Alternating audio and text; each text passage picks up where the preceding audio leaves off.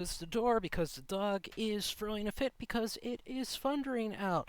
This is a game that I grew up with in 1999 called Invention Studio. Right now there is only one live stream, well, not a live stream, but a Let's Play capture of it online. So it is a rather obscure title, ironically. It was made by Discovery. And where do I have it in here? Here we go. This is Exodus Launchbox. It runs a whole lot of old classic games almost flawlessly. Now, is it going to broadcast the full window properly? We will find out when I click it and see how it streams, if it's going to stream.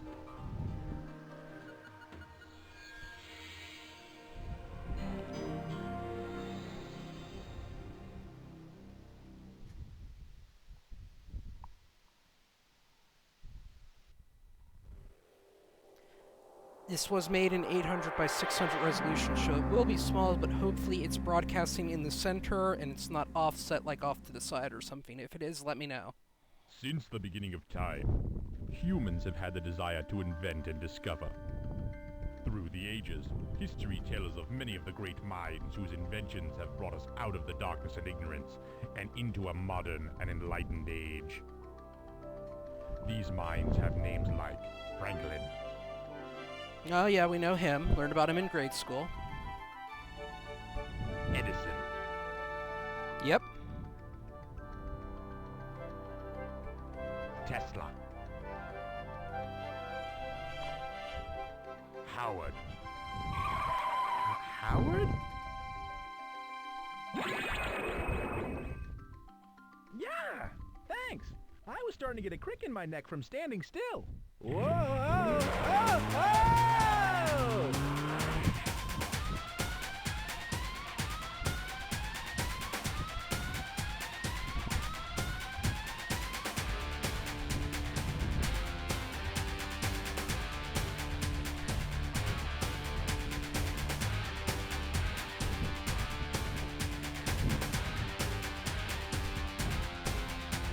I love the music in this.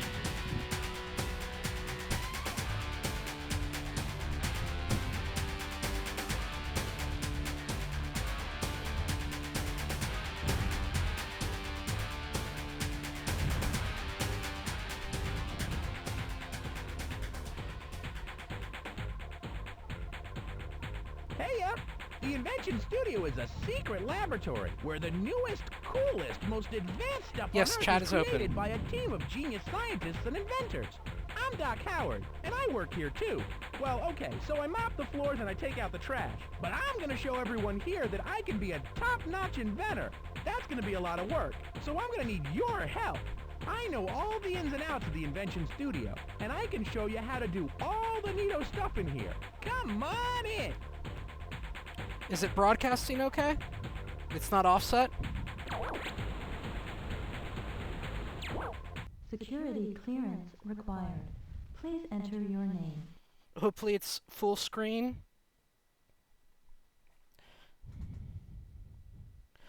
Great. Now this is great because this was originally 800 by 600, but what the EXO Win Pack does is it automatically corrects the aspect resolution, and I wasn't sure if it would stream properly, like if it would properly capture the display. I could sign in with my name and saved inventions, but I'm going to go through as if I'm a totally new player just to showcase some stuff. Can I put numbers? Yes, I can. Welcome to Invention Studio. Have a creative and productive visit. Now, before I let you loose, I need to go over something real quick. As you go from place to place in here, you'll notice these buttons. You'll need to use these buttons, so let me tell you what they do. This is the go-to button. Press this, and you can go anywhere in the Invention Studio right away. This is the photo button. When you press this, a picture is taken to the screen and saved to the journal. To look at your photos, scoot over to the desk and click on the notebook. This one is the help button. If you're confused or unsure what to do, click on this for a helping hand. If you want to leave an area, press this button. It'll bring you back to the last place you were. Okay, I'm done yapping. Now go get busy! This is a character, just because his ears are so big, like, I have so many memories of this game from, like, 1998 is when I played it. I had to have been in 3rd or 4th grade, and this was one of the, not the first, but, like, one of the first 30 or 40 games that we got because of the educational basis. For drawings and notes, go to the journal. It's on the desk. Howard, don't interrupt me while I'm talking. That's very rude. Yeah, they were just learning interfaces and stuff, so you had to have the explanation. He's going to pop in if I don't stop moving. Let's see if I remember some of the stuff on here. Here's the spot where you could watch videos. Hey, you! Click on the lever to look at some swell videos. Or you can sit here and space out the window. You can even change the background if you want. Neat, no? Not really.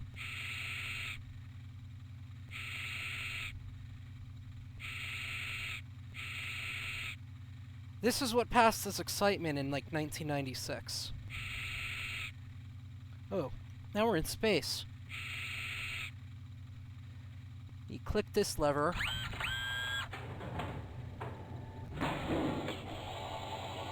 Video, viewer, engaged. Use the red arrows to select a video. We'll play one of these, and then we'll focus more on the interactive portions of the game. Police officers have had little choice in the tools used to fight crime since the days of the Wild West. Most of the weapons used by law enforcement officials involve very destructive or even deadly force. Today, however, non-lethal weapons are being developed to subdue and immobilize perpetrators rather than kill them. These new weapons come in many different shapes and sizes, like a super sticky foam that renders a perpetrator helpless. There's also the net gun, which looks like it would be more at home in a comic book than being used by police. These new devices, however, are not limited to weapons. There is also an inflatable restraint for the back of patrol cars. The device is made of a breathable fabric that pins the occupant to the back seat, making it impossible to cause injury to himself and others. These new weapons will give police officers choice in what type of force is needed to keep the peace. Now, I remember this video in particular excited me in 1998, and now it's, what, 2021, and less lethal and police force is still rather underdeveloped? I don't know why a lot of those ideas weren't adapted, but you see, we got, I think, 12 or 14 videos. This one makes absolutely no sense. There are a good number of accidents each year that involve motorists falling asleep at the wheel, late at night while driving. The chin chime was invented to prevent this dangerous occurrence from happening. Every time the driver's head bobs forward, an alarm sounds, waking the driver up from dozing at the wheel. The chin chime is an excellent example of providing useful invention based on a specific danger to prevent car accidents. Or you could just go to a hotel and sleep. I don't know.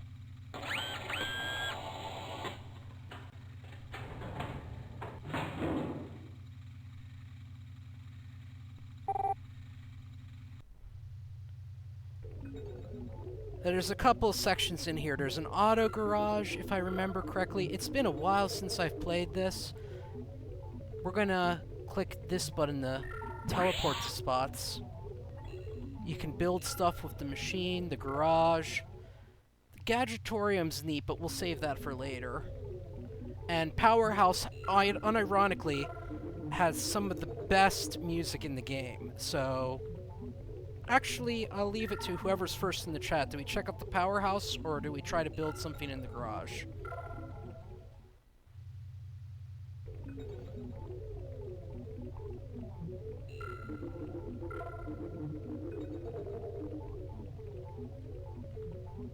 Or we could go to the machine shop.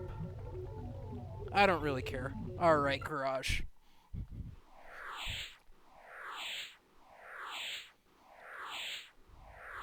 Oh, Linux got in first. Oh well. We'll do this really quick. Entering garage.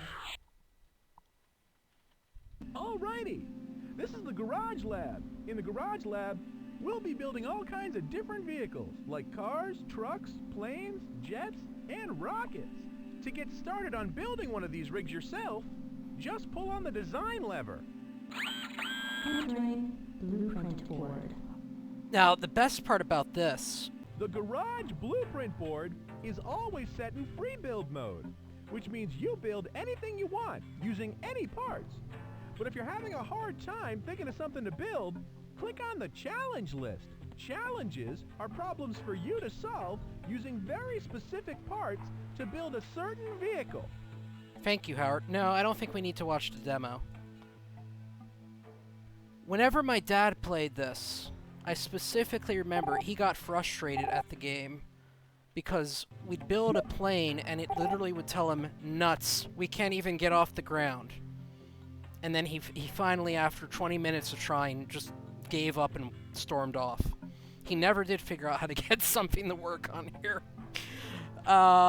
So basically we take, in this, different sections. We got noses, midsections, tails, stabilizer fins.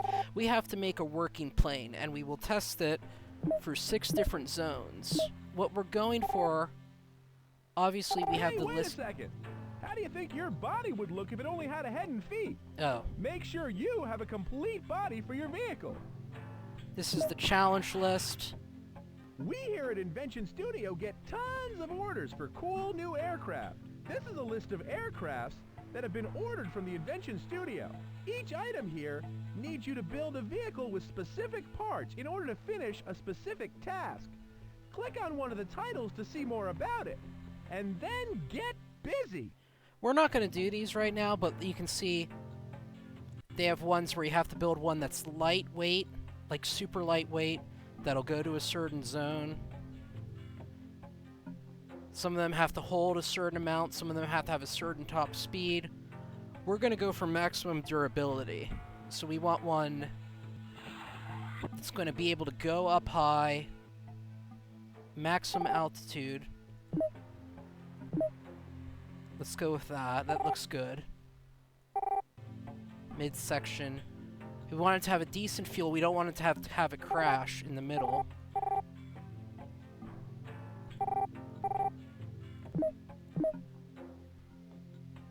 Let's go with that. I'm working off of memory a little bit here.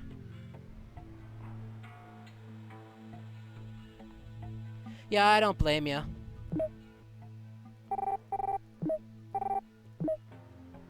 Good cargo space. Maximum altitude.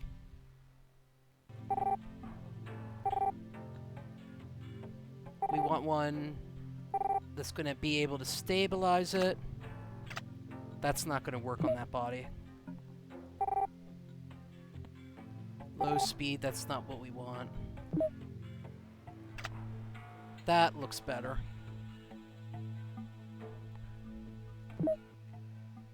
Stability for extra large planes. We just want large, I think.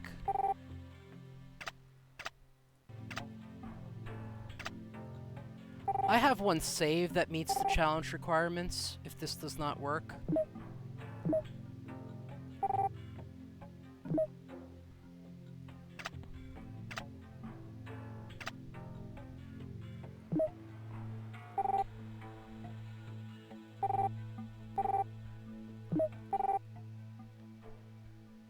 I wish we could put missile launchers on this.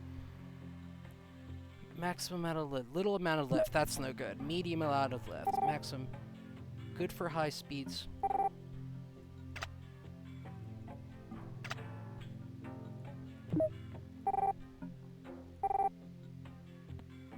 Maximum altitude. We want one.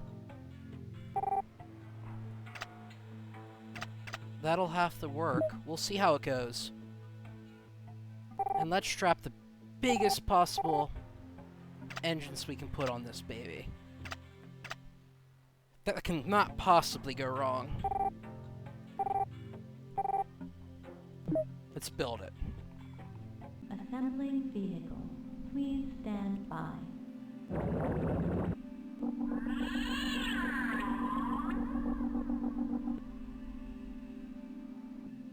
Time to face the music.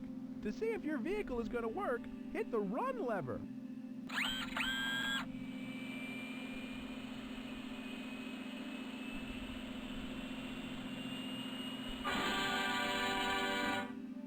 You got it! Scoot over to the virtual testing ground and rev that baby up! Yes. Let's test it. Please name and save new invention.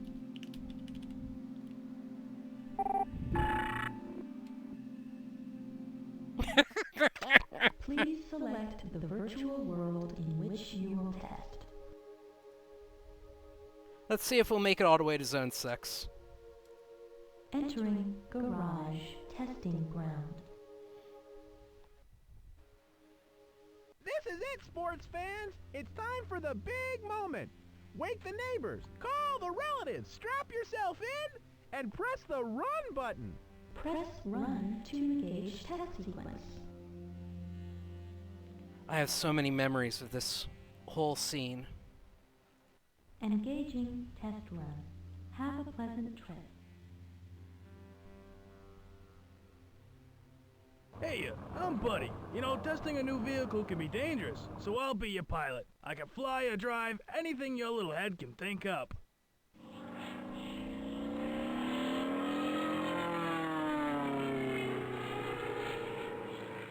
And to Zone 1. We're off to a good start.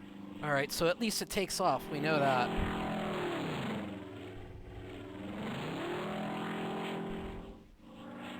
There goes Zone 2. Adios!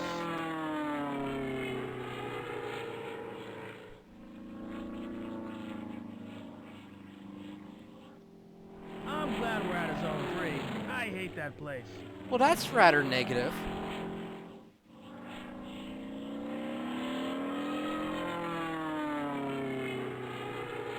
Zone 4, bye-bye. Now this is where it gets tricky, because Zone 5 and 6 have high altitude. Nuts to Zone 5. So this is going to be the ultimate test. If we crash into a mountain or not. Well, I got us here. No problem. Of course, a little credit goes to your design. Yes! That really was not bad for memory.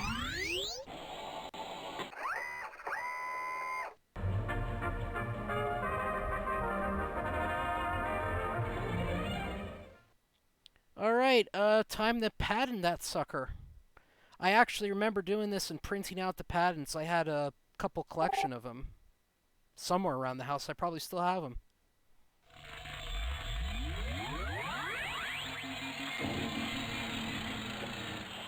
Hi! This is the patent office. The patent office is where you register your idea so that people know it's yours. Now that's important. You have to let people know that the idea is yours, or else other people might take your idea. Patents were created to make sure that there's an official record of people's ideas. La la la la la la la la la la. I love clicking on him. Click, click, click. What's the matter? You got a twitch or something? La la la la la la. Click, click, click. La la. Click, click, click. Come on, give me the other line. Click, click, click. Click, click. Please don't do that. I'll get a rash. Oh yeah, I played Kerbal Space Program a couple times, and I was absolutely terrible at it, and the most fun I had was... If you click on the cabinet, Shut up, there are Howard. videos in there about the patent office. It's a hoot, let me tell you. Yeah, I bet it is. Anyway, the most fun I had was purposely crashing things and seeing how much destruction I could do. Or I think I launched one guy into space and just let him lay up there to rot. I never could figure out how to actively do the programs. It was a very complicated game. I might give it another try sometime. You think that's just for show? Well, you're right. Careful, you might break it. Anyway, let's get that patent.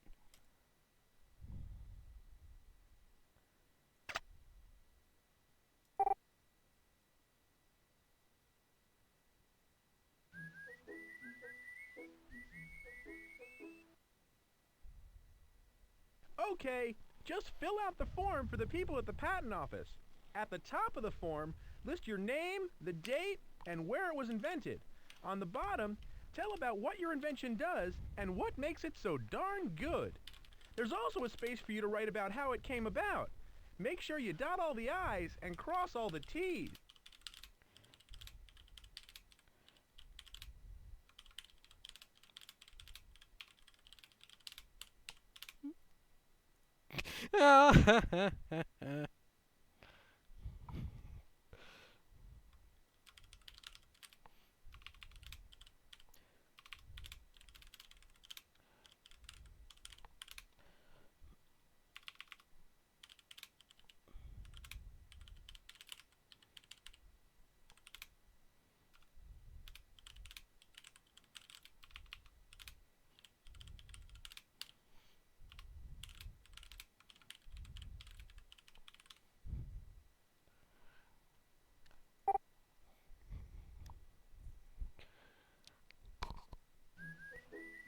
I think that's appropriate for a patent. You know, these computers are amazing.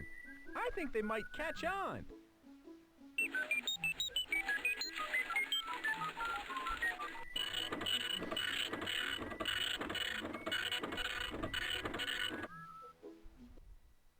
Yay!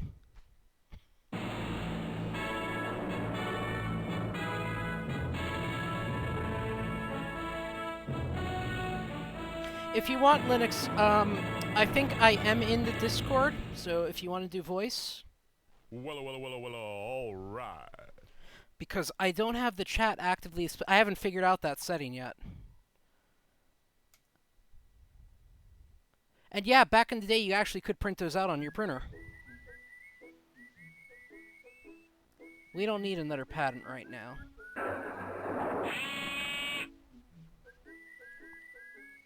It should be just active voice in the Discord. I should be in the channel.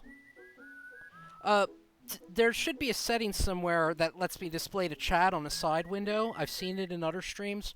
I just haven't figured it out yet. Ooh, Howard's private library list. That sounds naughty. We should go in there and check. I'm sure it's exciting. Oh. Well. That's kind of disappointing. Ooh, James Burke's Connections. Apparently that was a book. It was a TV show. And it's actually one of the games I'm going to be doing in the future. So it's neat that there's a reference in here to that. This is basically a list of books. The way multimedia works. I might actually have to check that out. Even though it's going to be dated from 1994.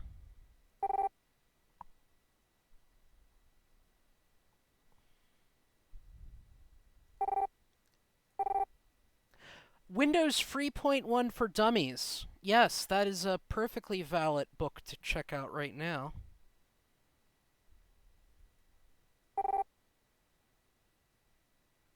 Twenty American Kid Inventors. Entrepreneur's Manual. These are basically definitions for kids who do not understand how patents and applications work. Copyright.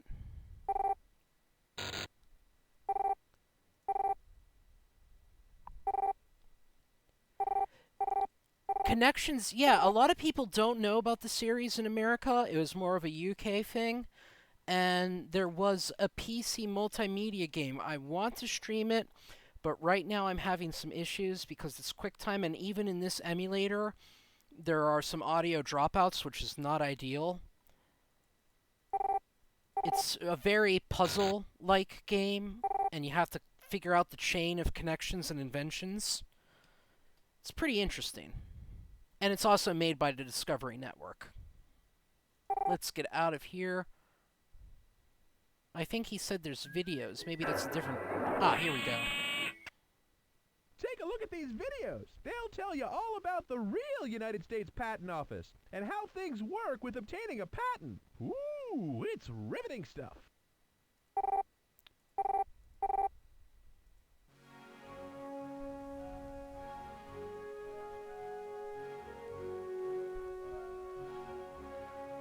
Gotta love that 1996 quality of multimedia where you can literally savor the pixels.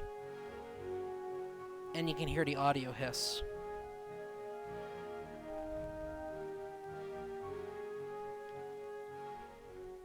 The patent system is a major link in the technology chain. It provides financial incentives for inventors, business investors who know that their achievements are safe from exploitation by others. And dedicated scientists continue to work hard develop their ideas, and experiment till the dream becomes reality. I think I know this guy. And this is where the dream begins. There are over 4.5 million patents filed at the U.S. Patent and Trademark Office. Every patent is assigned a number, given a classification, and stored here in these stacks. All of these documents are available to the public for research on any patent filed in America. I think that guy is famous, but I'm not placing him. So I'm not sure. I think the Discovery Channel basically had a bunch of educational clips that they just tossed in A here. patent is like ownership papers for one's ideas. For a period of 17 years, an inventor has exclusive rights to his or her creation, which includes the right to sell and/or produce the invention. If you want to apply for a patent, you must submit the proper forms to the U.S. Patent Office. Then, they begin a search of all patent records in the United States and the world. If the search finds that your invention has already been patented, then the application is rejected. 3 out of 4 inventors are turned away from the Patent Office because their invention already exists. Having a patent does not guarantee that an invention will be successful. Patents are granted to many inventors that never find their niche in society. Nevertheless, filing for a patent is a necessary step in protecting your rights as an inventor.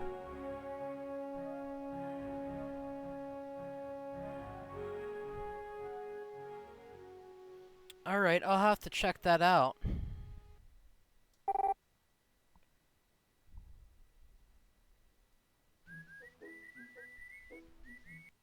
Let's get out of here. Let's go to the Powerhouse. This has some of the best music in the game.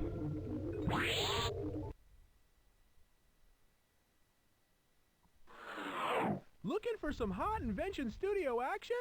This is it, baby, the Powerhouse. Try to keep the energy meter balanced by clicking on the 4 power sources. Wind, solar, hydro, and gas. All of them give different amounts of power, so you can use them in different combinations. Solar and wind are reliable, but low power. Hydro is high power, but it takes more work to keep it running. And gas is very high power, but it's expensive and limited, so you're only allowed a few refills every round. Here's how you play. The object is to make sure that the needle in this meter never goes into either red zone. The left red zone means you're out of power, and the right red zone means you got too much power. Now, you don't have to do this forever. Each round counts down on this timer. Good. If you keep the needle out of the red for the length of the timer, you'll go on to the next round, which is a little harder and a little longer. Now, these machines here draw power, which is shown on the meter. You can tell a machine is running when you see it moving, and the energy is flowing from the meter. To supply the machines with power, you need to use your power sources. To activate the solar energy, press this lever. To get the windmill going, this lever will do you fine. Wind power is the only source with settings. Click on this lever to turn the energy up or down. Throw this lever to activate the hydro energy source. And this let one... the gas rip. Give this Let lever the a gas good rip. yank. Okay, Howard. Sources activated. Press run to begin play. The oscillating overthruster. That sounds so familiar, and it's bugging me that I don't remember which... Like, that's not, Oh, shoot, what's the name? Is that from, Oh, crap, it was a movie in the 80s, and I'm blanking on it so hard right now. Buckaroo Bonds, yes. Oh my god, how did I forget the name of that? I have a remix of that theme song I'll have to send you later. So basically, we got 4 machines here. We got this neon sign, takes very little power. Amplifier takes a little bit more power. The TV, CRT cathode ray tube, takes a decent amount of power back then. And this robotic thing, which takes up a lot of power. We have settings here for the fan that'll change the direction and how much power it's getting. We're going to put it at the maximum. Let's start. Oh, we have to click the run button. Level 1. 2 maximum gas refills. I love that the busy icon is on literally power you sticking a source to finger in your activate mouth, powerhouse. paralyzed with fear at what you're seeing on the monitor. So we got to keep everything running, and we can't have it too low or too high, otherwise the machine will blow up if it's too high. Well, not literally blow up. This is a kid's game. Come on, people.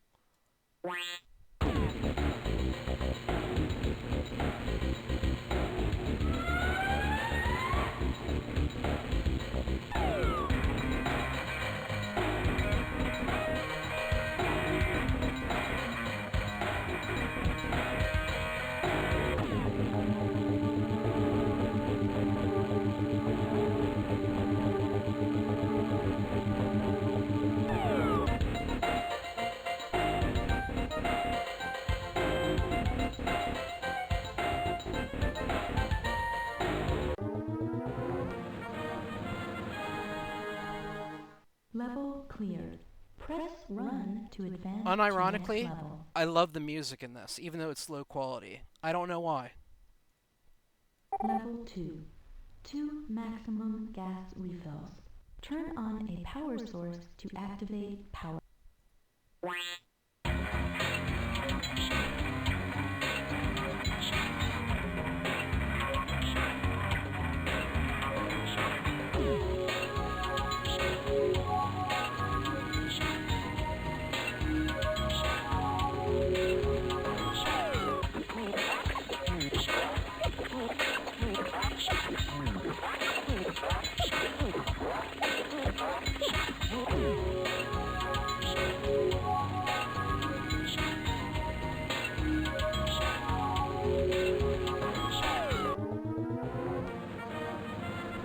So basically, it's a balancing act. Level cleared.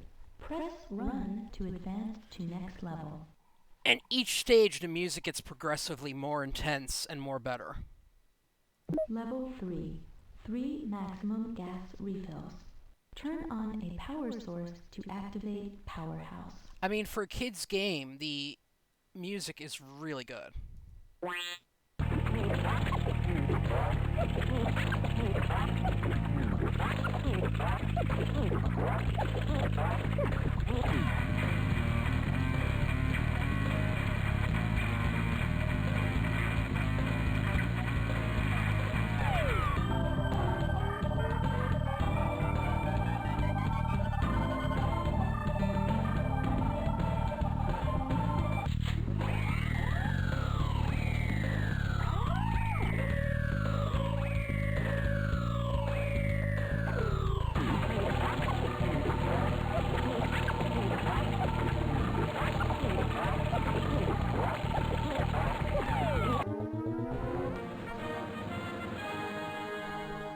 Level cleared.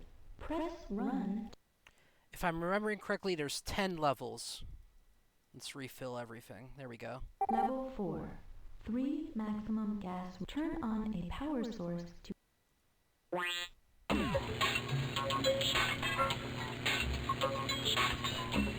So you can see the neon takes very little power. TV takes quite a bit of power.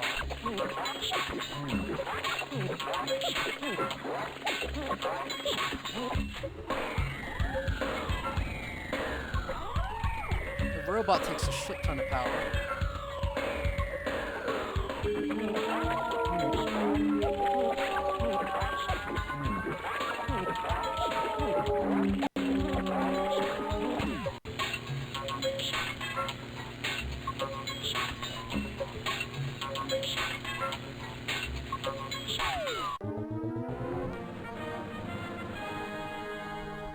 Level cleared.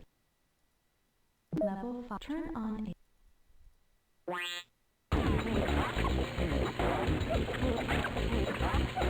Now we got multiple things running at the same time. Too much power there. Let's turn it down.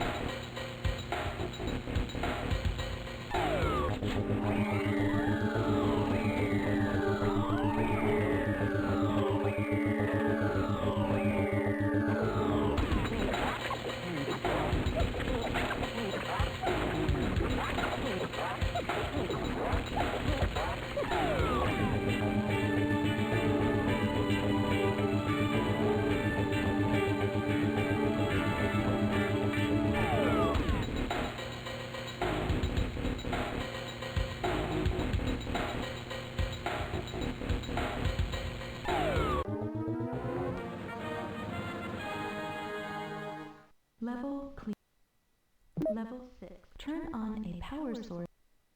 And then in the later levels, the game is really going to screw with you.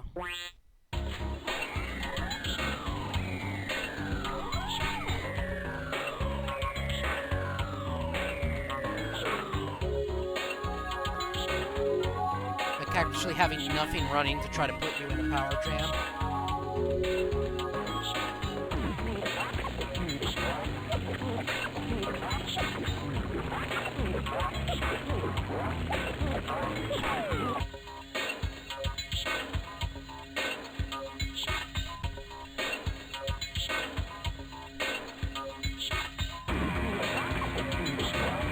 Three things running at once. Oh, crap. Power failure. Level aborted. Press run to try again. Level 6. Turn on a power source to activate powerhouse.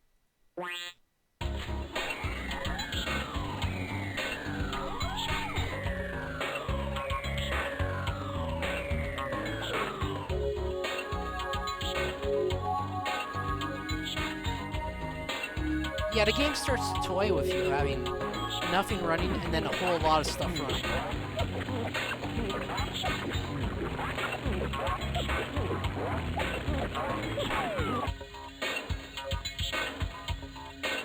Solar is safe to leave on for a little bit. Let's make sure everything's filled up.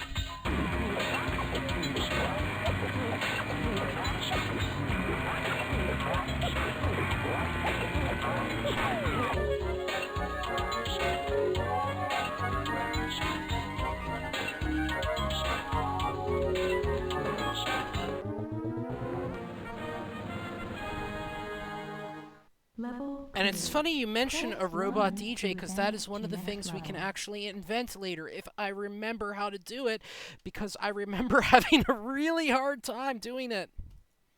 But that was back in grade school. We'll see if my knowledge is a bit better. Level 7. 5 maximum gas refills. Turn on a power source to activate powerhouse.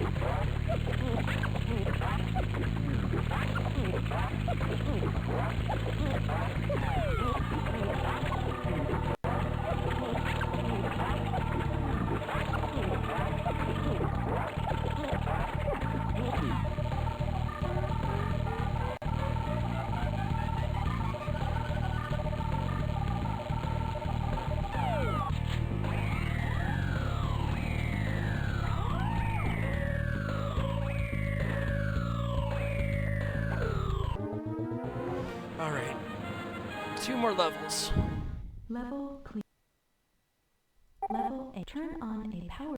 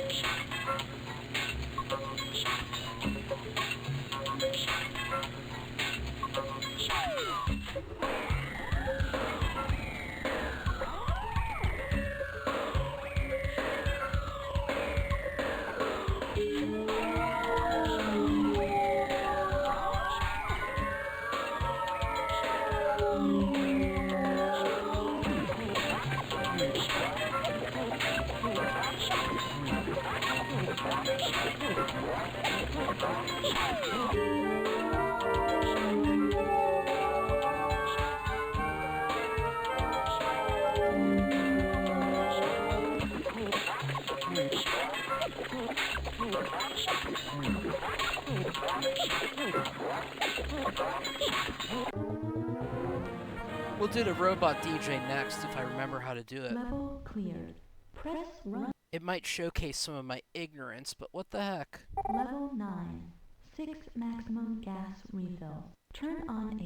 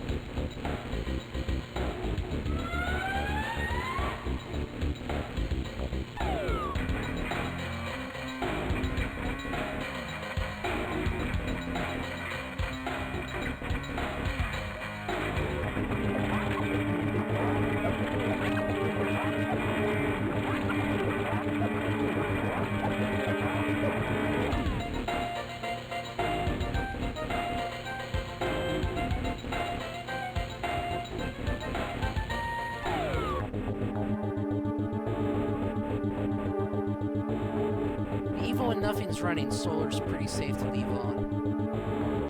You want a little bit of a backup.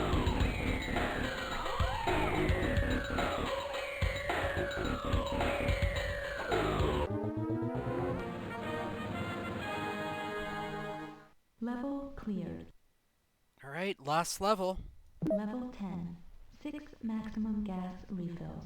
Turn on a...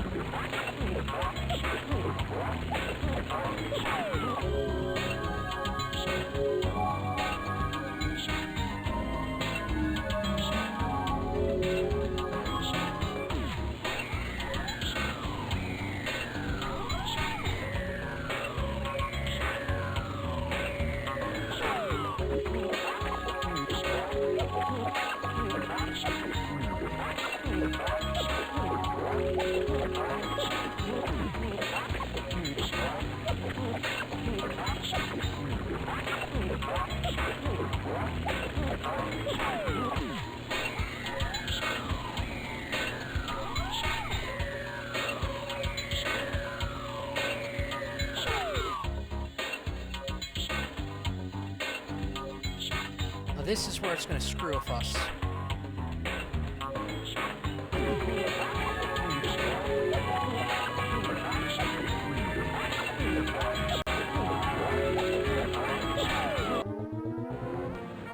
There we go. Level cleared. Press run to begin again. No, thank you. I think we've had quite enough of that. Entering machine shop.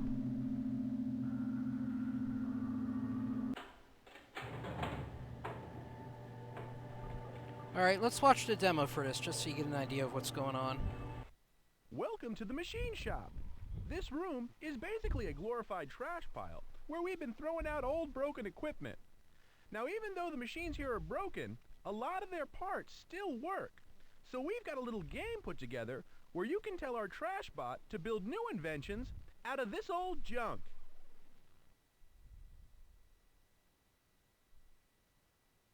Sit back for a moment while I show you how to program the trash bot to build a machine for you.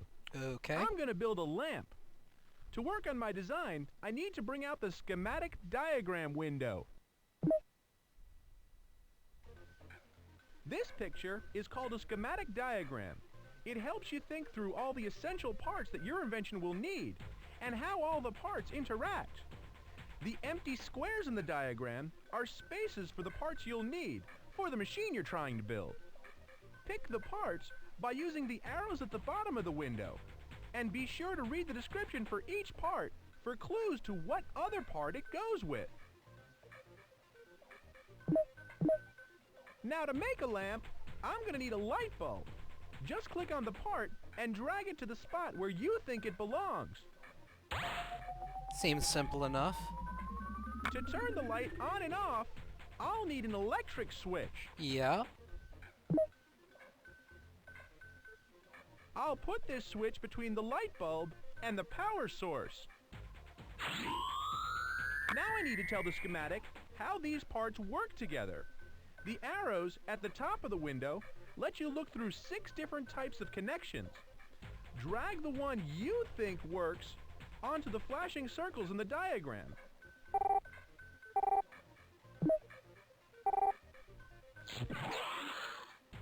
Since the electric power source puts out an electric current, I'm going to put an electric current icon between the power source and the switch. Now the purpose of the switch is to stop the current or let it through. So going from the switch to the bulb, we still have electric current. Now I think I have a complete schematic diagram for a lamp. So I'll tell the trash bot to go ahead and try to build it by clicking the run button. Remember that you need to fill in all the squares and circles before you can try to build the machine. We had to have sound effects for every interaction back in 1996.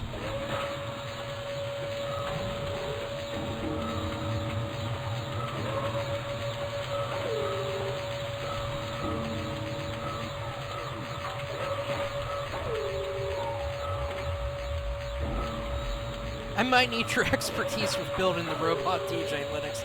I'm not gonna lie. Presto! There's a lamp. Now, some of the puzzles are quite a bit harder to do than this lamp, so don't get discouraged. You might have to try a few times before you find the answer.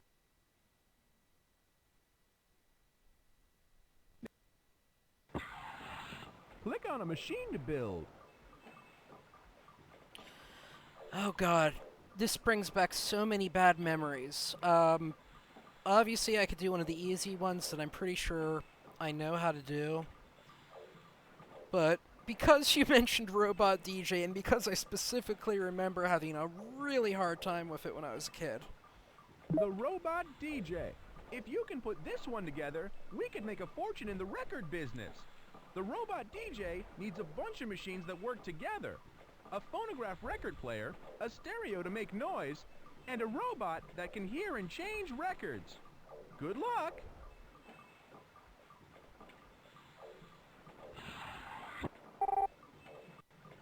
Oh god. Okay, we got a bunch of missing parts here.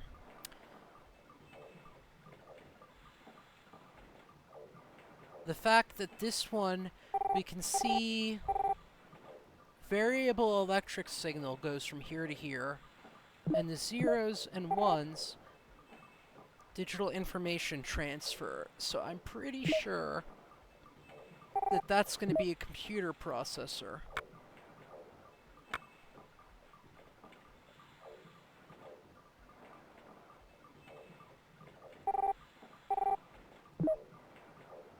Hydraulic force there. I think that's hydraulic force. Yeah. So that's going to be the robotic arm. Anything going from the electrical circuit should automatically be electric power before it's transformed to anything else.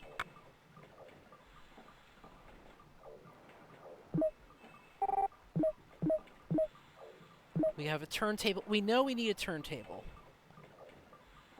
So let's put that there for the time being. I'm not sure if that's right. Electric power source, we have that already. I forgot to put a electric power here. Small motor. Okay, we have an amplifier. We know we need that. Amplifier increases the voltage of T-player. And then passes to make a sound. So we need a speaker. Let's put that there. That's what I was thinking too, Linux. Now, amplifier to speaker. That would be digital, wouldn't it?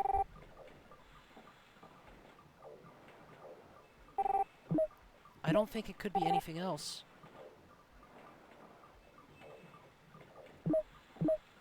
It's gotta be digital.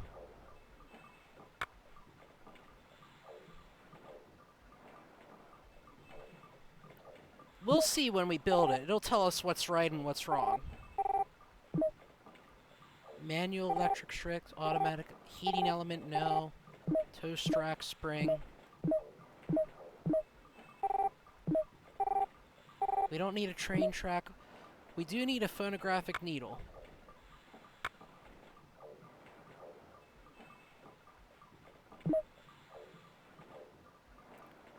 I'm guessing we need the robot power unit. So let's put that there.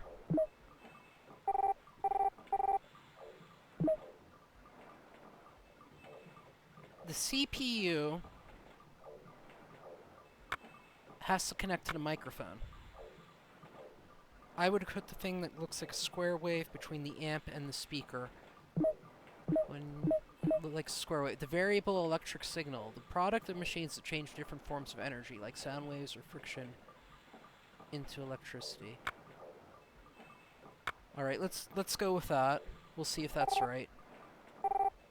The robotic arm definitely needs the hydraulic generator, because that works on hydraulic fluid.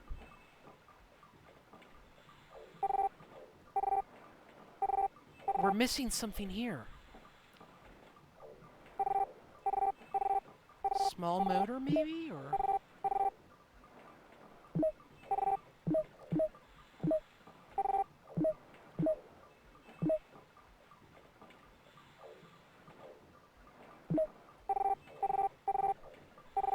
I'm gonna go with small motor, because I can't imagine it needs...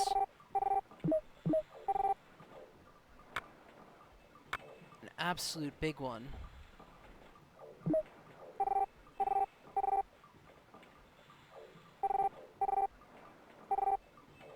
That would still be electric power.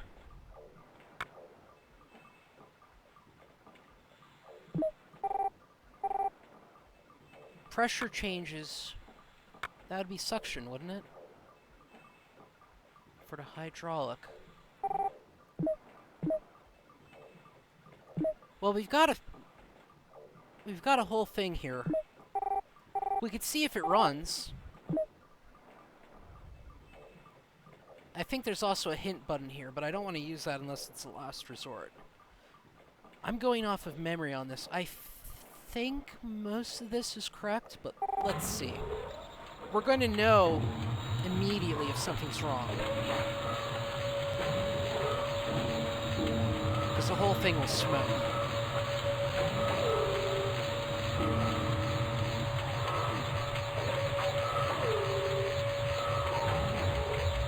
Okay, the arm and the record player definitely look like they're in the right place.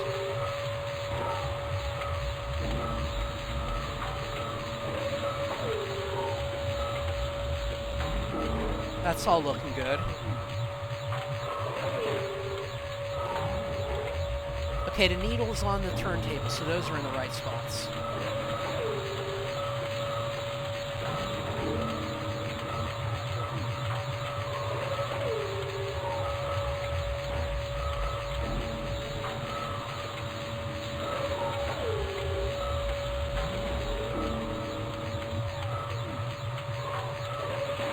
This goes so slow.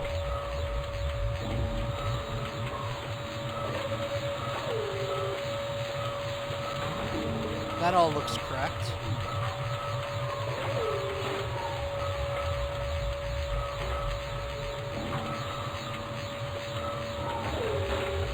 We got the records in the head.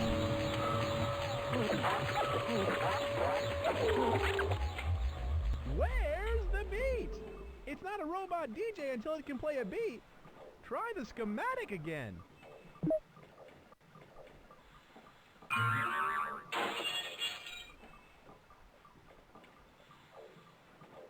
Okay, we had a couple things in the wrong spot.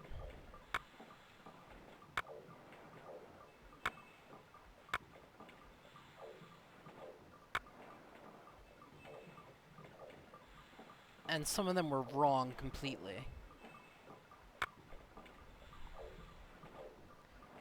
So the CPU to hydraulic.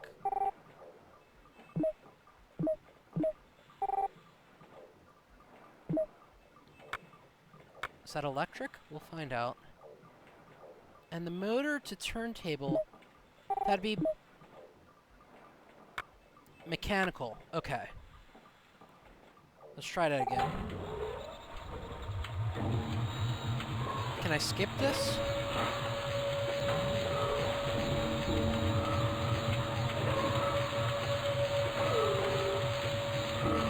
No, it's not letting me skip.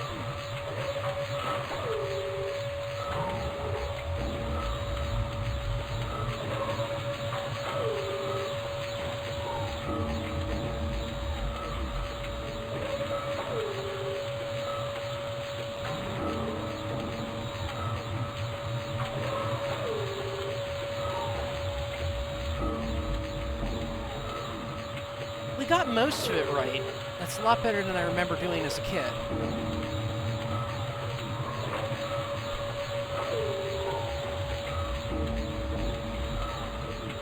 Essentially, we screwed up some of the power processes and the placement of the record and the needle, which is an easy enough mistake.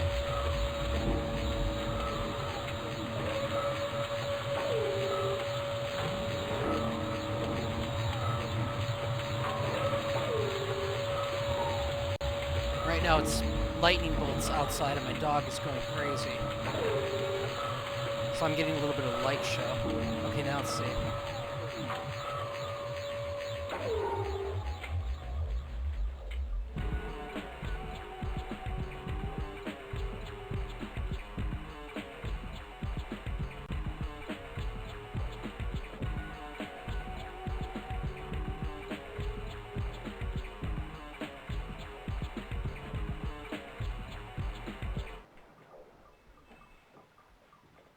Yeah, it's pretty good music for a kids game. Good work! If you want to go on to the next challenge, pull down the challenge list.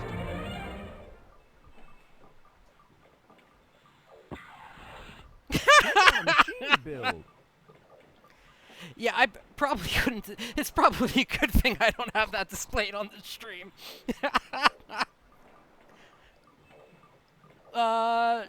You want to try building another thingamajigger, or do you want to go to somewhere else in the game? Wait, no, go back, go back. We already built all that. Click on a machine to build. I'm not sure I trust Howard to build a burglar alarm. We got toasters, we got hair dryers. And to be honest, I don't remember. Yeah, let's do something else. Let's get out of here. You want to screw around with lab rats? Of course you do. Exiting to the main studio. PETA would throw a fit if you did this today. Entering the laboratory.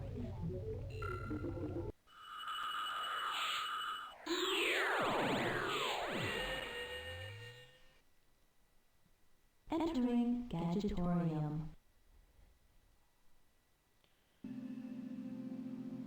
This is the Gadgetorium lab. In the Gadgetorium, we'll be building mechanical mouse mazes to see how different parts of a machine work to get power, and how to make different parts work together. Take a look. When your gadget is assembled, it looks like this. When you test your invention, it goes like this. Look at the little guy go! Oh, wait, this is my favorite part. That's just a bunch of elevators you slap together. That's not really an invention, but okay.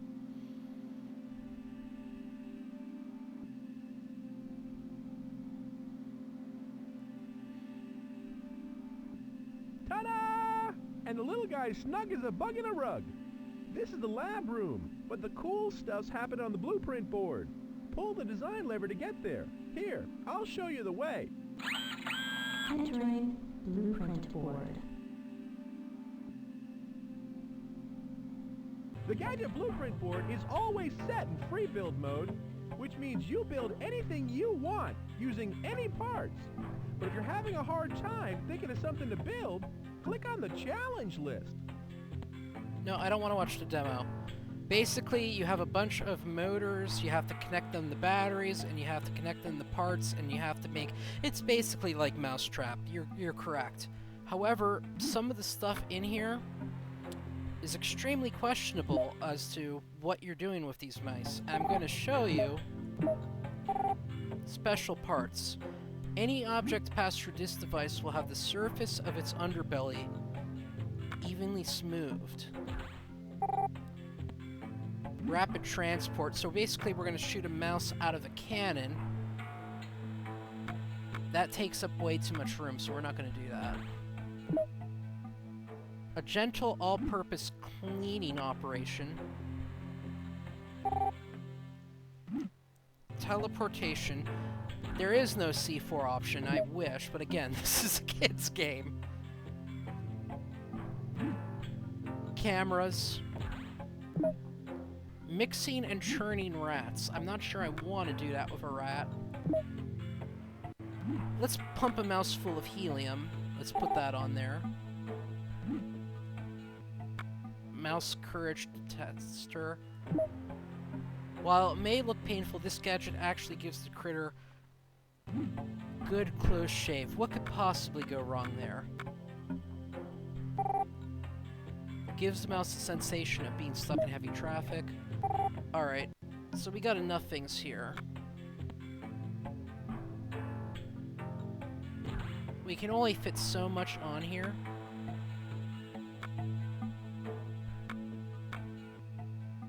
Let's keep it simple and stick to 2 or 3 things.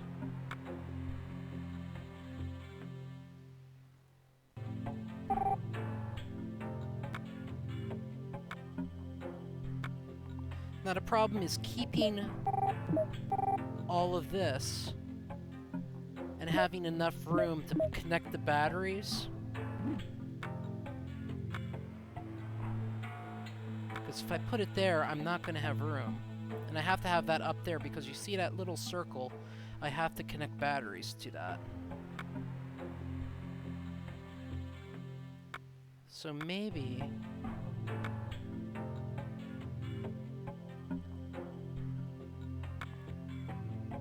we'll just put this down here instead. Alright. We'll have it start on the left side.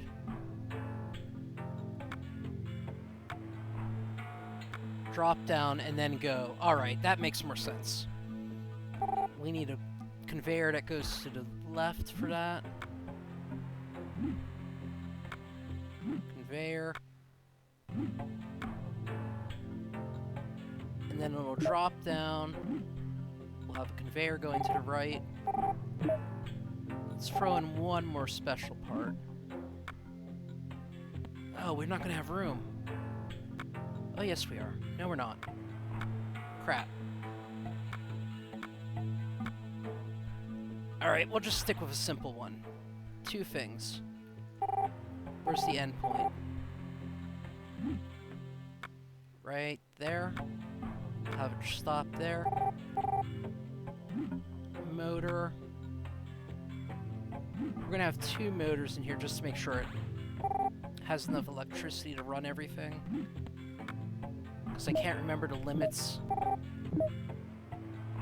Transfers mechanical power.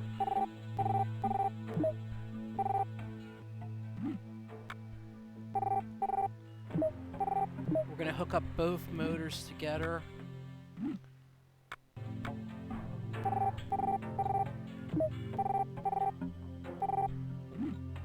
And then it's just a matter of connecting everything else. Easy peasy.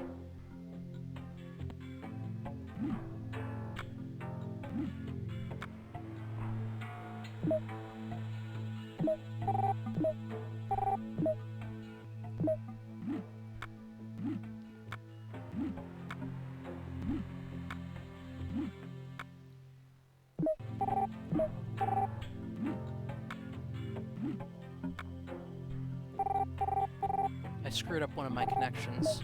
I can already see it.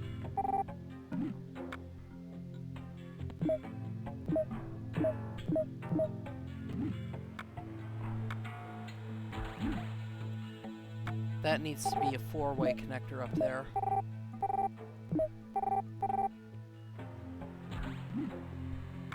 And the other ones are going to be vertical. And that should do it. Let's see if it works. Build it. This is so inappropriate to be doing with lab rats. I don't know why they put this in the game. When you've got a gadget built, here's the routine. Pull the run lever to check for parts that aren't getting power. Click Run to start your gadget. Good work! It runs! The virtual testing ground is the next stop for this gizmo.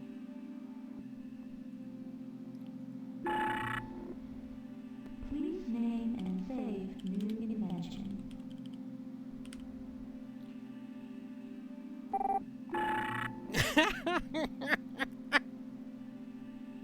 This is the Gadgetorium testing ground. On the left side, there are meters for up to 10 batteries to see how fast the power gets used up by your gadget. Just look at the numbers on the battery to match them up. Hit run to start. You can pause them with the stop button. And you can reset if you want to try it from the top with the batteries at full power. Now let's see some action. We also have a challenge list that you could do. This challenge list is a bunch of tasks you can test your gadgets against to see what they can do. This list is the same as the one you'll see in the Gadgetorium. Now, if you chose a challenge in the Gadgetorium, you'll see that's already chosen for you here. You can choose another challenge to test for, or you don't even have to choose a challenge at all. It's all up to you, Sparky. Don't call me Sparky, Howard. We're not on that level of friendship yet. Larry has always wanted to get shot out of a cannon and be teleported. Today he gets to do both at once. Start with an elevator and feed him into the cannon where he turns up, carry him upstairs to the teleport machine. When all this is done, he'll be mighty dirty, so wash him before he goes back in the cage. Yes, this seems like perfectly logical things to do with living animals. What happens when you shoot a mouse into the air, fill it with helium, and then give it a haircut? We need to know. No! We really do not. Howard, this lab is going to get shut down. Going out with a Boeing.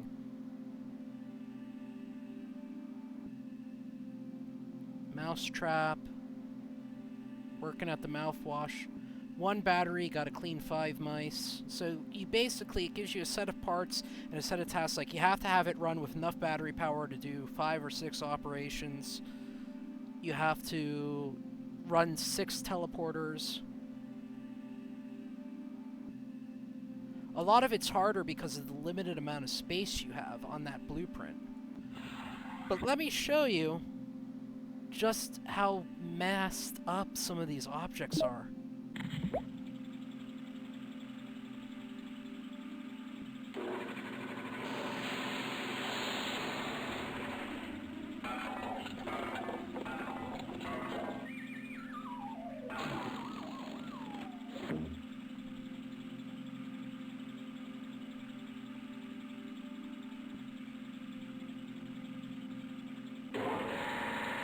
I'm pretty sure people on 4chan would pay a good amount of money for a helium inflator down.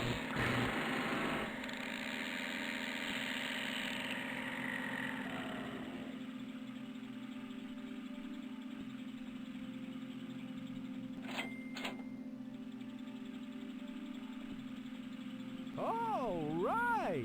You've got a real working gadget. If you want to get the credit for inventing it, go down to the patent office. No, we're not going to do that.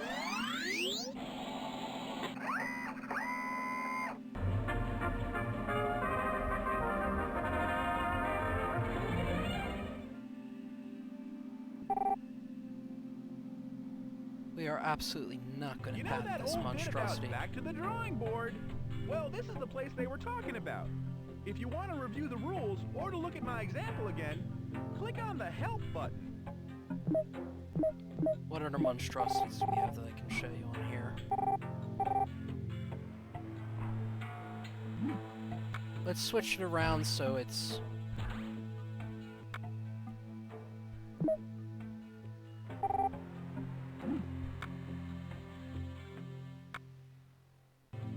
There's the starting point. We're going to get rid of that. We're going to switch a bunch of those over.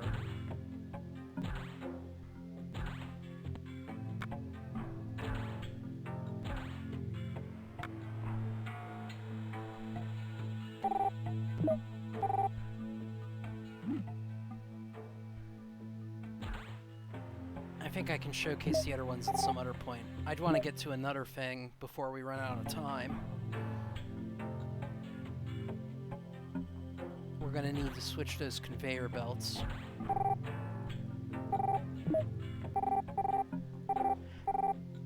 Because I will likely...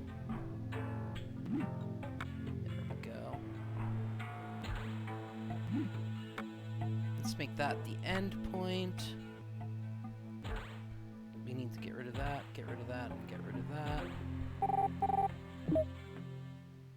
And then it's just a matter of linking everything back up again.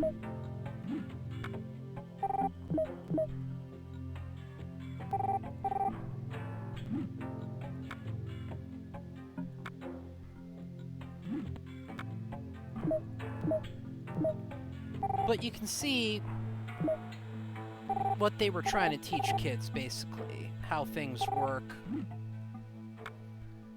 The idea of a blueprint board to sketch out designs and documents. Nothing real super fancy. Assembling gadget. Please stand by. Click Run to start your gadget. You've got it running, so head over to the virtual testing ground to put it to work.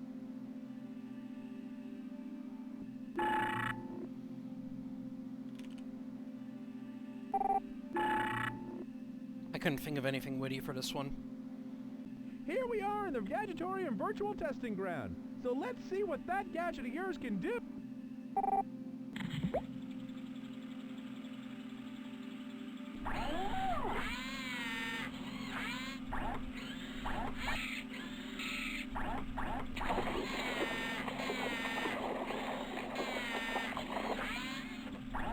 Guantanamo Bay machine. How to waterboard your mouse in 5 easy steps.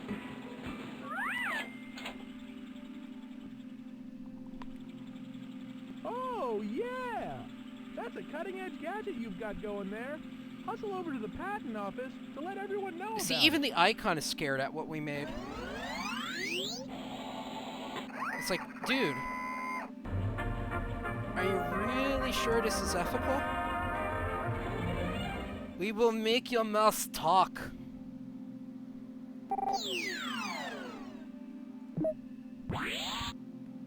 What haven't we done yet? We did the machine, we did the Gadgetorium.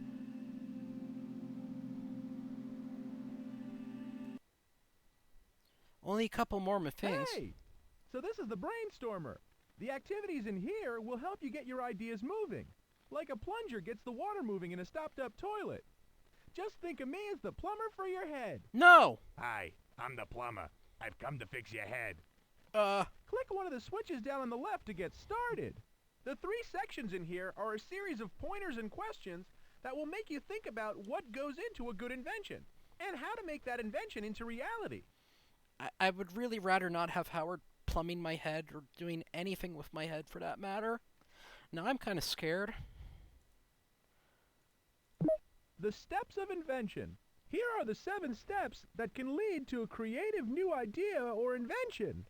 Take a gander at these and keep checking back to them as you continue creating your invention. Click on me and I'll let you know more about a step. If you're going to invent something, you need a problem. Otherwise, you wouldn't need to invent something.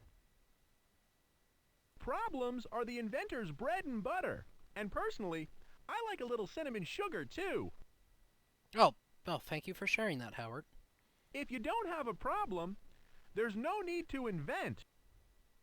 If you're going to invent something, you need a problem. Otherwise, you wouldn't need to invent something. Start an inventor's log. You have to keep records of the stuff you did, or like history, you'll repeat yourself. You should look in your inventor's log from time to time to see where you've been so you can see where you're going. Write it out. That's what I always say. Well, I usually say it to myself when there aren't a lot of people around, but I do say it. Oh, Howard, what are we going to do with you? You have to keep research your topic. Research is very important. One time, I invented those little things that you find at the ends of shoelaces.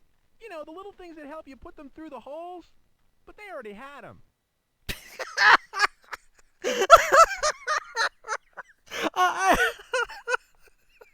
I don't know why that was so funny to me. I completely forgot about that one. When you research, you can look and see if there are other inventions that try to solve the same problem. Research is the cornerstone of your invention. Without it, you're just some schmo with an idea. Brainstorm. Sometimes you get your best brainstorming ideas in strange places. Like I know I get my best ideas while cleaning the bathroom. Something about the smell of toilet cleaner just gets my creative juices flowing. But that's just me. Okay, Howard, you're a very strange individual, and I'm not sure this is actually a top secret invention lab. I think this is something you built in your basement to basically torture mice, but whatever. Now when you brainstorm, it sometimes helps to get as ridiculous as possible. Then bring yourself back to reality. Sometimes you might want to look at your research or your inventor's log to tie everything together. Design your invention. Put your design in your inventor's log. That way, if you redesign, you can see where you need to make changes. Design makes an idea a reality. So basically, this was a collection of teaching kids how to solve problems and how inventors come up with ideas and brainstorms. It was pretty neat for the time. Don't dream it, design it. Put your design in your inventor's log. That way, if you redesign, you can see where you need to make changes. Build it. Lots of things look great on paper, but the proof is in the pudding. Chocolate's my favorite, but tapioca will do in a pinch. Sometimes you have to make changes in your design for practical reasons. Every invention is like a sculpture, only different. That last line didn't make any sense, Howard. I think you're slipping. Lots of things look great on paper, but the proof is in the pudding. Chocolate's my favorite. I also like how in the screenshot in the game, you can actually see glitch artifacts, and they chose to put that in the game. That's not a flaw in my broadcasting. That's an actual screenshot they used, and they just said, that's good enough. Let's just use that. Test it out. It's best to test. The test will tell. If you test your idea and it doesn't work, you really haven't invented anything. All you have is a big paperweight. It's best the brainstorm. Brainstorming is an exercise used by all kinds of creative people to think up ideas quickly. In a brainstorm, a person or a group of people just shoot out ideas. Get out as many ideas as you can as quickly as you can, and you'll come up with ideas by the boatload. From there, you pick out the good ones. Now don't be afraid, there are no mistakes here. Now I sound like that painting guy on TV, Bob Ross. Just make happy little inventions. Happy little inventions. Just remember, this is not a game. There is no right or wrong. Only the creative thoughts and ideas that come out of the heads of you and your friends. Click on me if you need a hint. Now let's get storming. Ooh. What problem are you trying to solve? Me and friends. I guess that includes Linux and whoever else is in the stream. If you don't have any problems to solve, ask somebody else.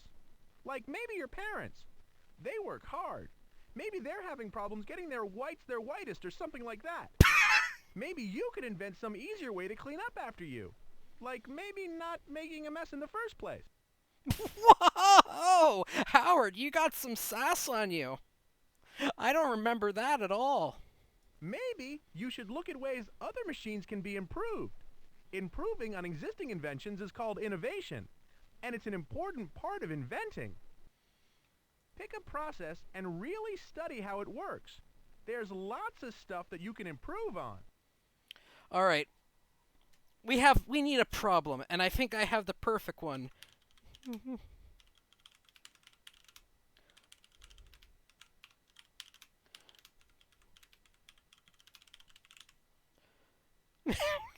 What characteristics would your invention need to solve the problem? All right. How can we solve this? It needs to...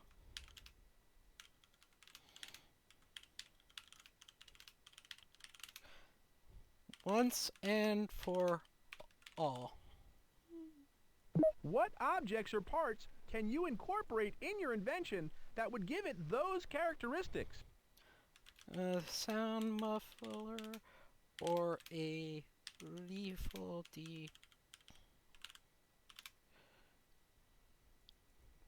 Is there anything already in existence that tries to solve this problem? List all you can think of. For each item, list the good and bad characteristics.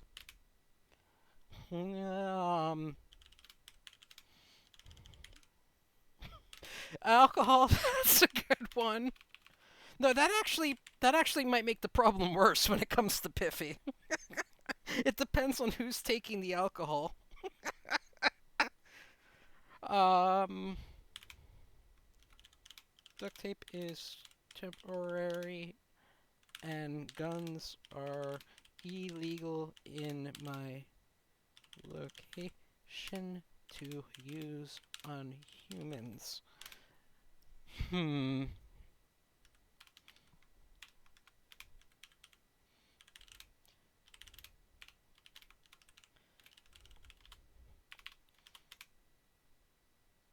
List all the potential solutions you can think of for your problem.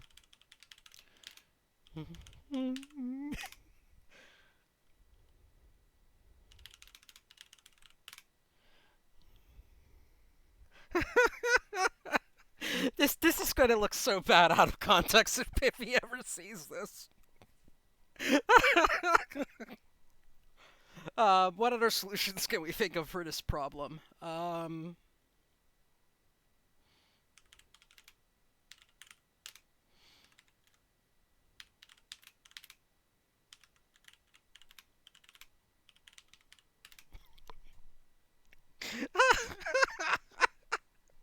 I don't think this was the intended thing they had in mind when they invented this game. Complain the purple higher pitman superglue alcohol. Is there anything? That's good enough for Pick now. one idea you like or you think is best. Does it solve your problem wisely? Is it practical? Can it be constructed? Make sure it's a good idea. And don't forget about physics. Sometimes your ideas will break the laws of physics. And it's not good to break the law. You'll have to call a lawyer, and that can get expensive. So I guess that means murder is not a good solution. Before you decide on an idea, you might want to look at the original question and figure out whether or not you've chosen the best one. Try to be more scientific than closing your eyes and pointing. Really think it over before you decide on one idea. Make sure it's a good idea, and don't forget about physics. What's the final solution for Piffy? Let's see. Oh,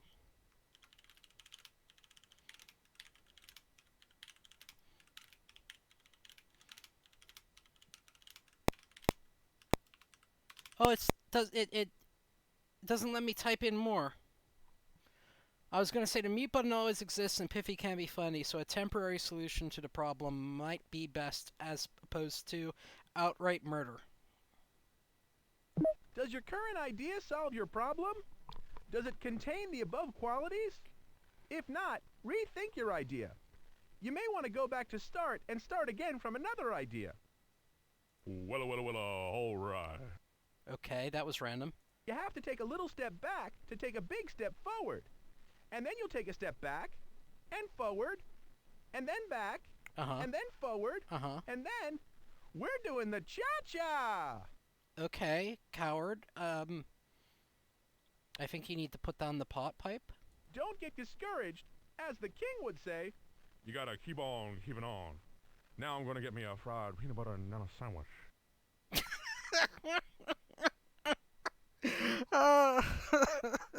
They paid somebody to do all this voice acting. you have to take a little step back, pick one idea. I want to see what this List says all for the other potential things. Don't be afraid to get a little silly. You never know. It might work. Who'd have thunk that by studying moldy bread, they would have discovered penicillin, revolutionizing the medical industry? Not this, hound dog. That's actually a valid point, Howard. Thank you. That's one of the intelligent things you've said. List and list. And just when you think you have enough, try writing 3 more. You'll be surprised how many times you'll be able to do it. Just jot down all the solutions. And when you're finished jotting, jot some more. Just jot and jot, and jot and jot and jot. The best inventors are also the best jotters. Don't be afraid to get a little silly. Alright, we heard that one. Is there any... Sometimes, all you need to do to make an invention is improve on something that already exists. Like the way the car improved on the horse, 'cause cars don't need anywhere near as much hay. Inventions are everywhere, so look all around you, at home, at school, under the rug, and on the whatnot shelf. You might want to look in the library for your research too. Ask your mom and dad if they know of anything in existence that solves the problem. They can save you hours of research. 'Cause you know, mom and dads, they know stuff. Yep, there's the educational bit. Pick one. Does your current idea... Look over this stuff. Think about if your solution solves the problem, and if it has the qualities you need. If it does, press on, true believer. If you're not happy with the way this storm is turning out, go back and start it again. If you don't think the solution you chose is working out right, scoot on back to question 4. If you're not happy with the way this storm is turning out, go back. Okay, here it is. Here's your final idea. Think it over. If this is the idea you want, press the bottom square. Think it over. If this is the idea, think it over. Nice thinking, Abe Lincoln. It's time for you to go to the next step. Ski-daddle over to the journal and sketch and write your ideas down. Or you can stay here and start another brainstorm. Okay, this is a sample brainstorm that someone else has done before. Look at this sample for help as you do your own brainstorm. Now don't worry, that's not considered cheating. What problem are you trying to solve? I need to get 4 elephants to get away a total of 14,000 kilograms to a zoo 4,000 kilometers away. Between me and the zoo are swamplands, tall mountains, several lakes. There are no gas stations. And since it's expensive to feed elephants, I need to make the trip a day. What are you doing with elephants, Howard? What characteristics would your invention need to solve the problem?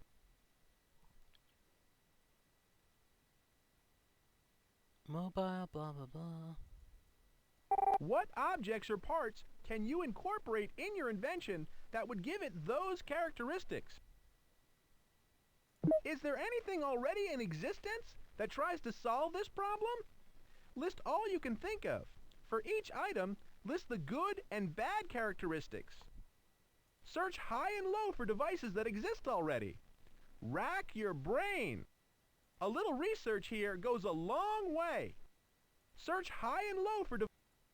List all the potential solutions you can think of for your problem. Roller skates for the elephant's feet and a jet strapped to their back.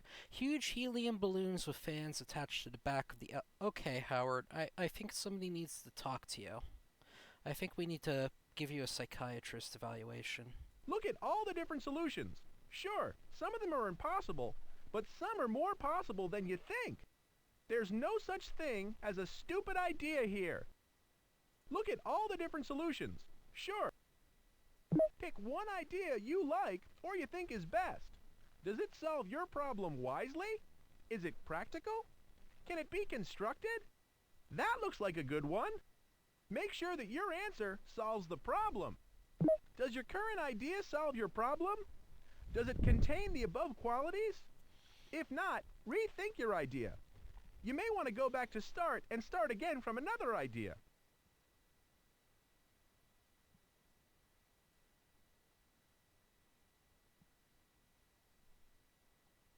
Look over this stuff. Think about if your solution solves the problem, and if it has the qualities you need. If it does, press on, true believer. Now you're almost ready to work. Now you're almost ready. Now this was just an example for you to look at. Now it's time for you to do your own. Press the left middle button to get started. Nope, we already did that. We're going back.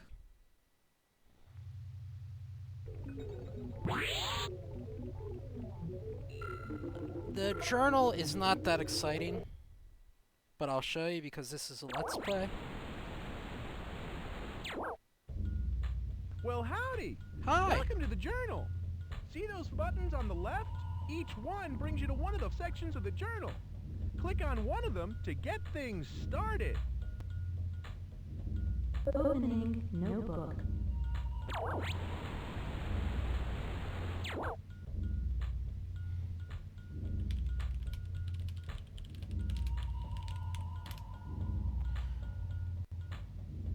So yeah, Windows 3.1, this was... I don't think this was advanced even for the time, because you had notebooks and stuff even back then. You had WordPad and... Oh, we can make the text fancy, increase the font size.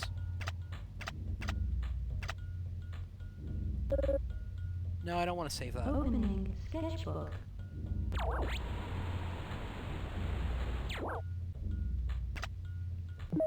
A little... Ah, that's really big for a default. How do I clear... There we go. And the mouse control is not the best. It's obviously not a multimedia Photoshop.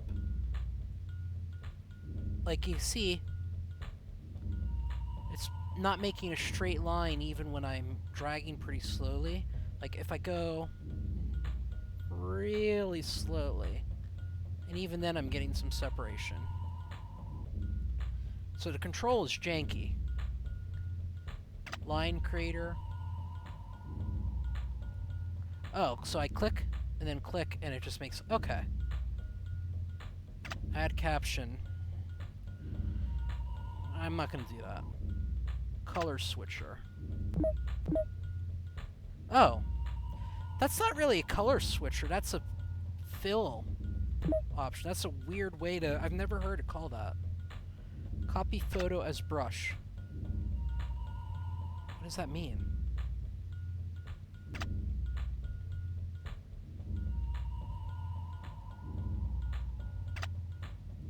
Image flipper.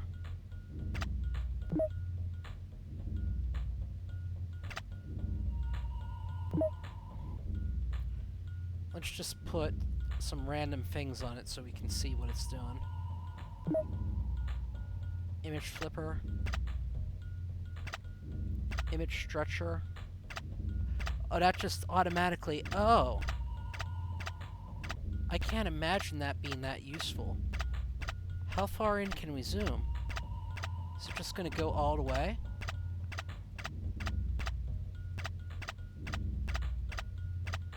No, that's as far as it'll go. Eraser. Now it looks like a whole bunch of bugs have eaten it. We'll see you. Undo. No, I don't want to save the changes. Photo album.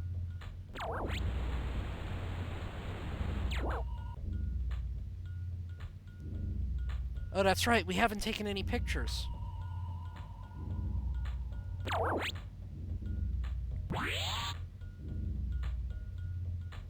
What are the sections of the journal? Notebook. So basically, you could print these out too. This was, I guess, okay when you were a kid, but I can't imagine it being that useful. It was mainly, they promoted it as a way to like jot your invention ideas and stuff. Opening sketchbook. But the sketch is really bad. I'm pretty sure there were, even MS Paint was better back in the day. Like, if you look at how limited the samples are and how janky the controls are, Windows 3.1 I'm pretty sure had a paint program.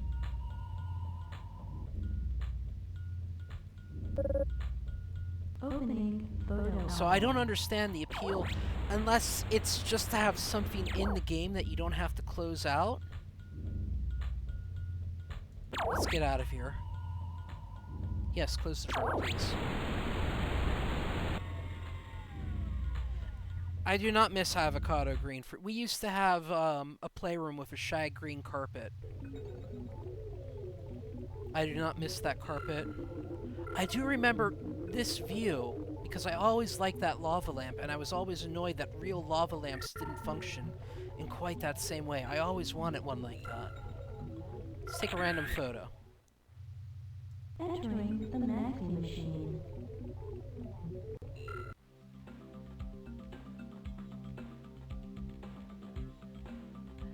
High technology. Yeah, that's basically the technology that Howard comes up with when he's baked and he's in the corner and he's supposed to be doing the janitorial duties, but he decides to take a little break for a little of the green ganja, the stanky lettuce, or whatever you kids call it these days.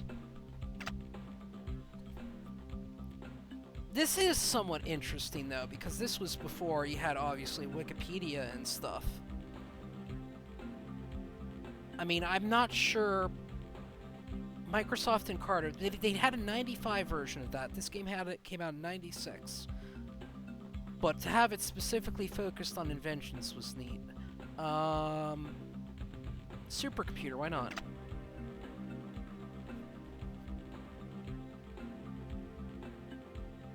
Hey, it's Linux computer. That's what he uses at home, when he's streaming.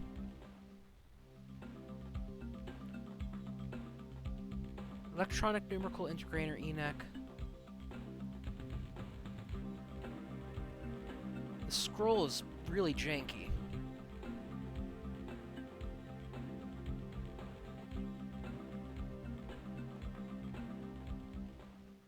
Now, here's something I've never heard of this. AT&T is researching the idea of transferring data using light particles.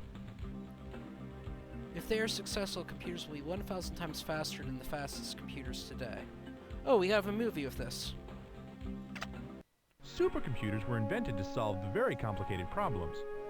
Scientists would use the electronic brain of the computer to help in their calculations. The first supercomputers were huge, usually taking up a whole room or more. The rooms they were kept in also had to be specially cooled to keep the computer from overheating. Although primitive by our standards, supercomputers helped scientists cut down on problem-solving time. Thus, they were able to develop their ideas faster with greater efficiency. Now, I specifically remember as a kid, I loved the interactive videos in this. This is why I liked this and Microsoft Encarta, because you couldn't just obviously go to the internet and see all these multimedia files. They would have taken forever to download. Hey, there's a piffy solution.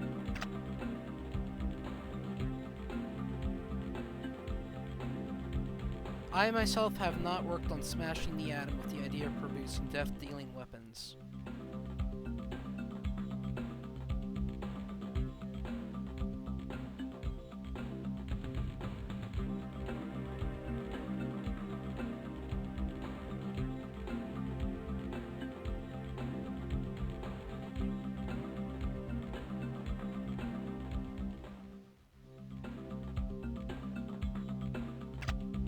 The atom bomb was created as the greatest destructive force on the planet. Although the principles used to make the bomb were originally intended as a powerful energy source, it was turned into a weapon since it was developed by the military during wartime. Since the time of the atom bomb, war, diplomacy, and politics were changed forever. Oh, you're right. How could I could have sworn those were around in 1996, though, weren't they? Or were they not fully... Oh, they weren't fully adapted, because we didn't even have... We had dial-up. We didn't have cable modems, so that did come to pass. They ended up adapting that for the telecommunications industry. I could have sworn that that existed as an invention, though. I can't believe... Oh, that just feels so stupid that I forgot about that. We're not going to go through all of these.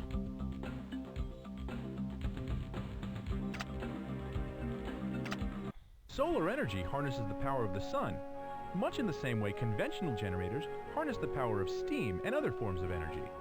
Solar power is completely free, and there is an inexhaustible supply of it, as long as the sun continues to shine. However, due to its lack of efficiency and convenience, solar energy has never been entirely embraced by the world. But improvements to solar technology are happening, and one day, solar energy may become as commonplace as current energy sources. Yeah, I really wish it would be more adopted.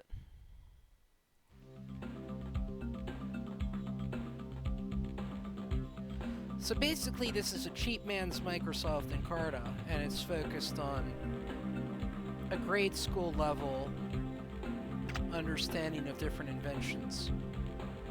Let's go with CPU. The microprocessor opened up the usefulness of computers to everyone. It made computers smaller and more accessible, since they no longer had to be kept in special climate-controlled rooms. 6 million personal computers were sold last year, and the number is growing. Yeah, no crap, I'm pretty sure that number's blown out of the water by now. Pretty much everyone on a first world nation has a computer. And I would argue that phones are basically portable computers at this point. which I'm sure they didn't even imagine back in 1996. I know I didn't.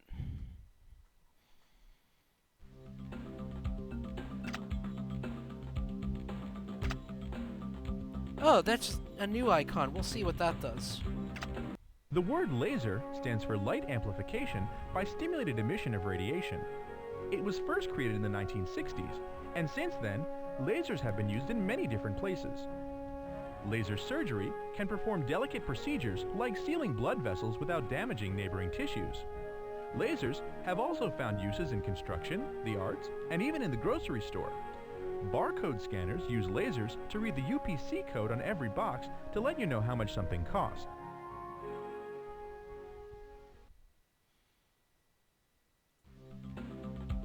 Now what's this do? Oh, it's the actual... Okay. So that's low res. You can't really make out the finer details of some of those words. But that's the original patent filed for laser, November 14th. Is that 8? Is that an 8 or a 9? Is that 1867? It can't be 1867. 1967, surely.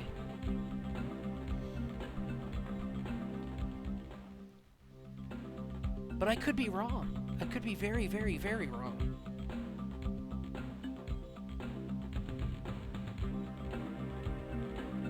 Can't even make out the patent number to look it up. Original filed April 13th. I'm pretty sure that's a 9. 1961?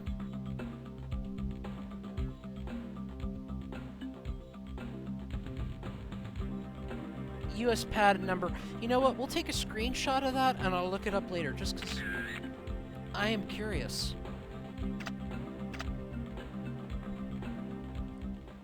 Let's go back. Communication, general technology.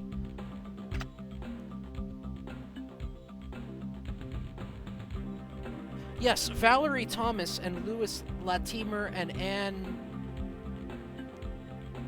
Tuskmoto. These are names that I'm not familiar with. Should I know these people? Let's see what they did. Oh, no wonder I've never heard... Okay, I hate to say it like this, but an African-American inventor that worked for NASA developed the first satellite to send images for outer space, an illusion transmitter. Okay, now that's cool.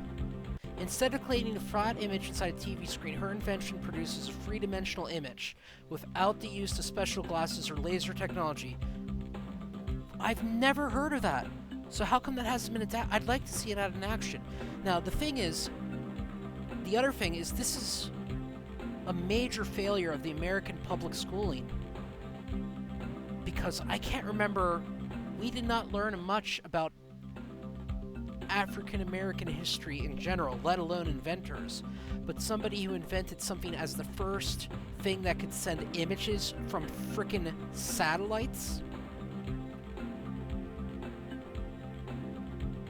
You'd think that would be a major point in history that they would teach you?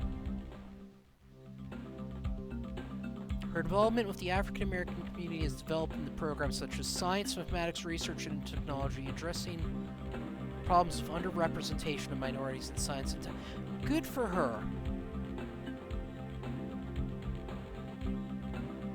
Minority University Space Disciplinary Network. Okay, cool. And there's this movie here, Hidden Numbers, that Linux is recommending for, because I'm going to post this to YouTube later. They're not going to be able to see the chat. Or Hidden Figures. Louis Latimer. Okay. Who's that? Another! Okay. Son of fugitive slaves, started an office for patent lawyers, mechanical draw. So what did he invent? Oh my god, he invented the long-lasting filament. So basically, Edison invented the light bulb, but it only lasted a few days. And this guy is the one who found the solution, and we all know Thomas Jefferson. I mean, Thomas Edison, excuse me. I don't know why I said Jefferson. That was a really weird slip. Thomas Edison offered him a job, which would become General Electric. So Edison hired people not based on creed, sex, or race.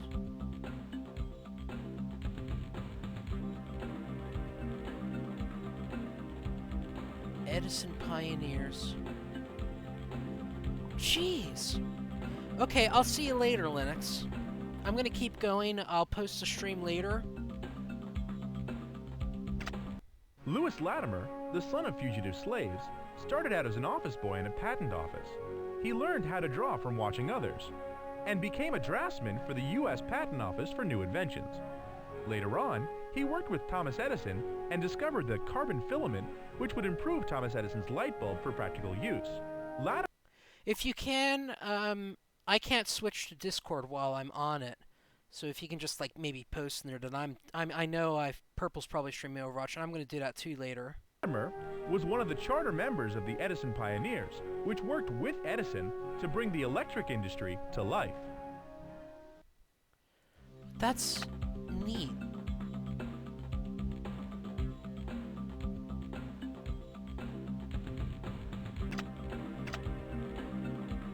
So what did this and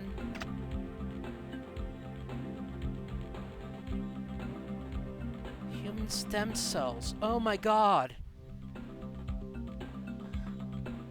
Just a link to the stream. Or that I'm streaming.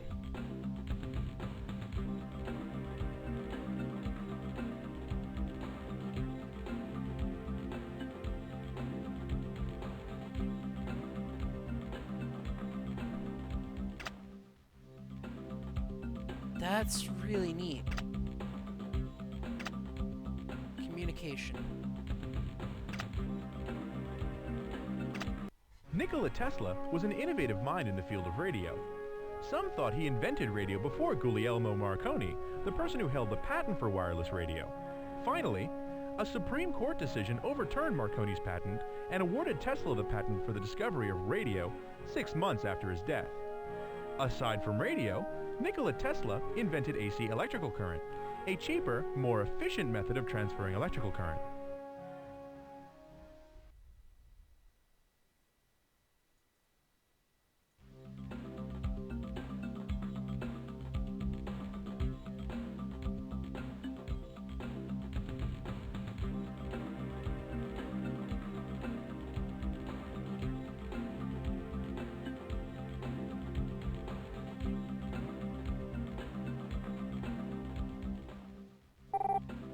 Oh, I didn't mean to click that. Let's go back to that. Entering the Maxi machine.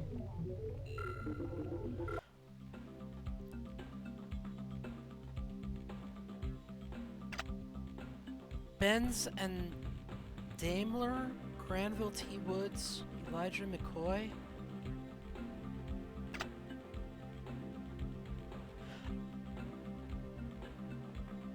Ah, the Benz. Okay.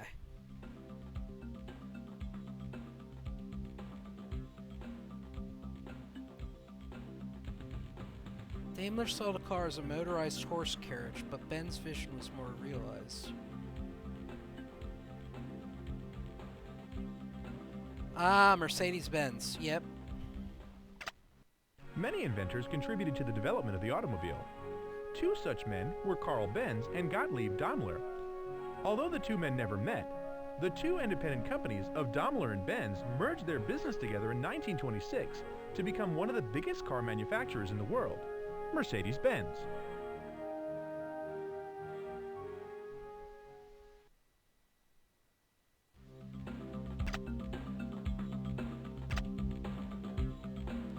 Yep, another person we never learned about, African American. Railroad technology.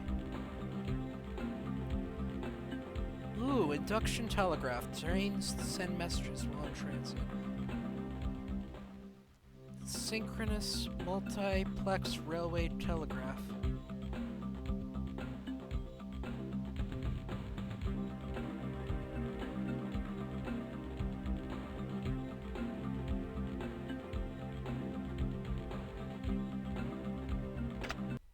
Granville T. Woods, an African-American inventor, was an engineer who held many patents in a wide variety of fields. His most memorable patent was the invention of the third rail, a device that transfers electricity effectively and safely. Woods' third rail is still used today in many modern rail and subway systems.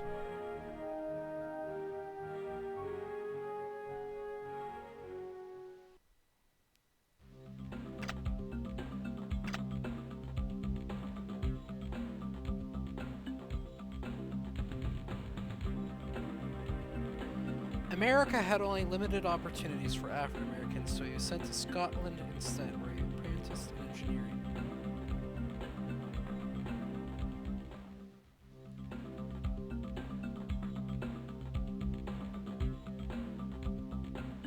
One problem was that they had to be stopped and oiled on a regular basis. Oh, child labor.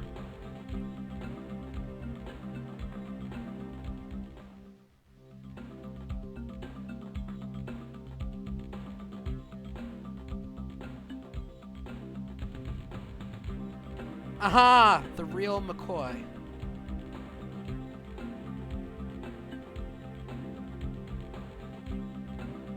That's cool. I never knew the origins of that saying.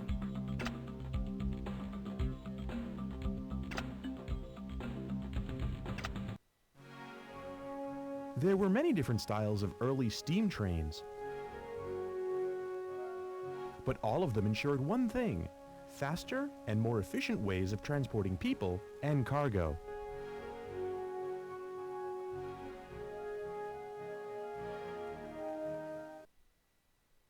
Huh.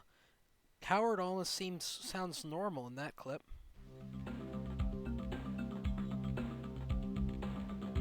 Steam locomotives only ran under 5 miles per hour.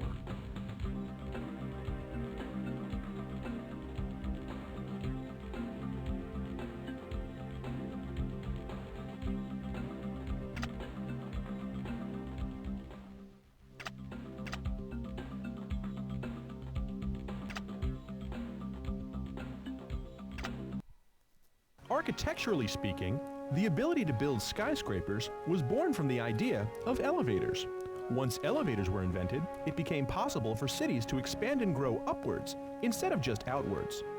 Architects possessing the knowledge to design skyscrapers were forced to wait for elevator technology to reach the point where they could replace stairs entirely. Once the elevator was perfected, it would bring with it buildings that would touch the skies.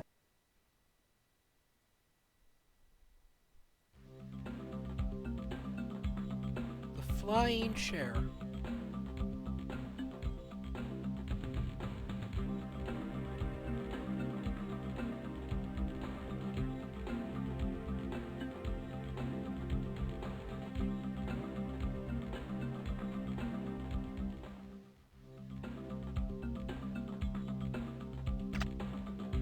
Yep, there's the pattern.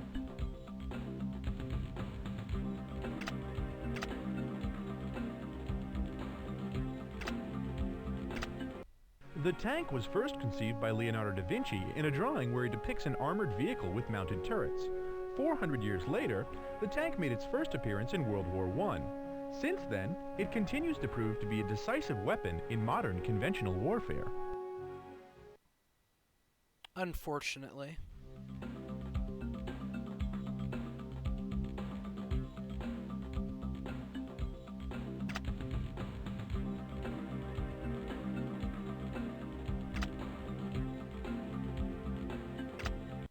The design of today's bicycle is not radically different from its original design.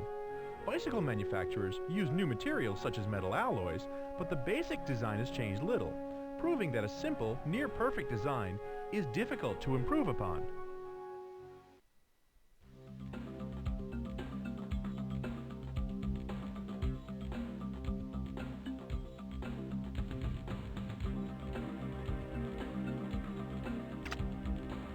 I'm going to be a bit quieter now because I don't have as many people following on the stream. I want to kind of document this game though, so I'm going to keep going.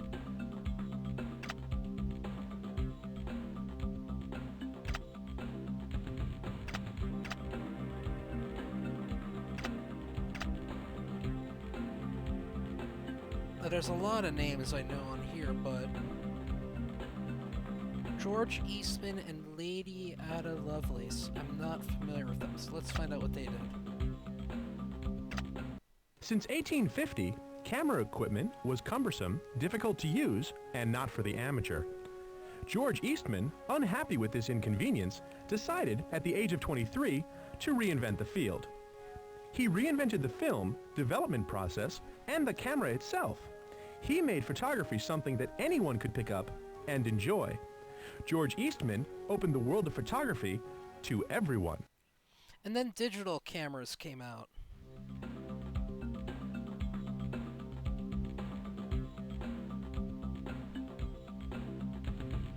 "100 shots and a fixed focus lens.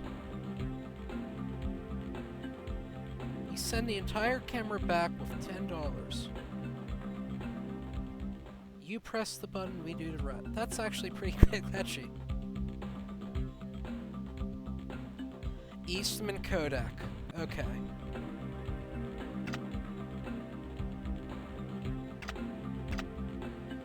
Now what did Lovelace invent?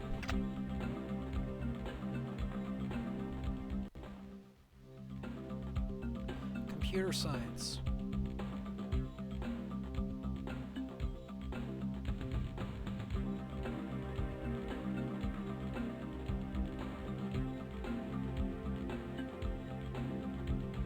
Women were barred from research libraries. Well, that sucks.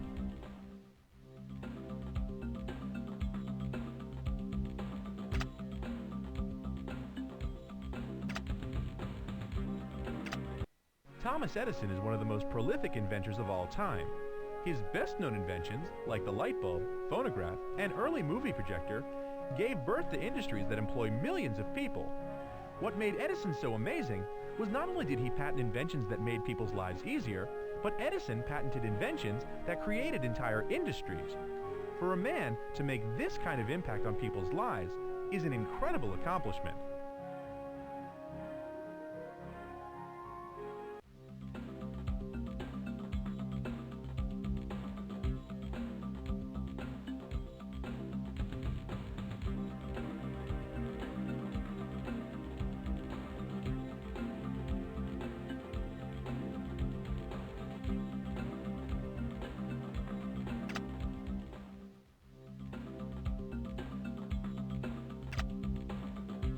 I'm surprised they don't have a video for Benjamin Franklin.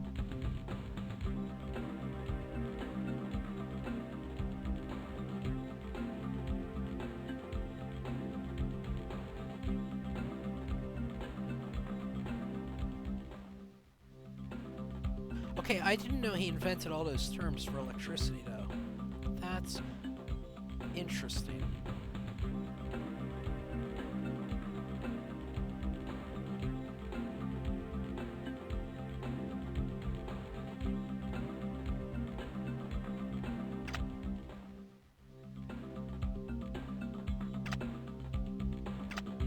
In 1878, Bell knew the importance that his telephone would have.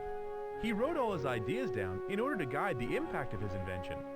He foresaw the use of giant switchboards located in large cities. He also knew that the telephone would be used by everyone, everywhere.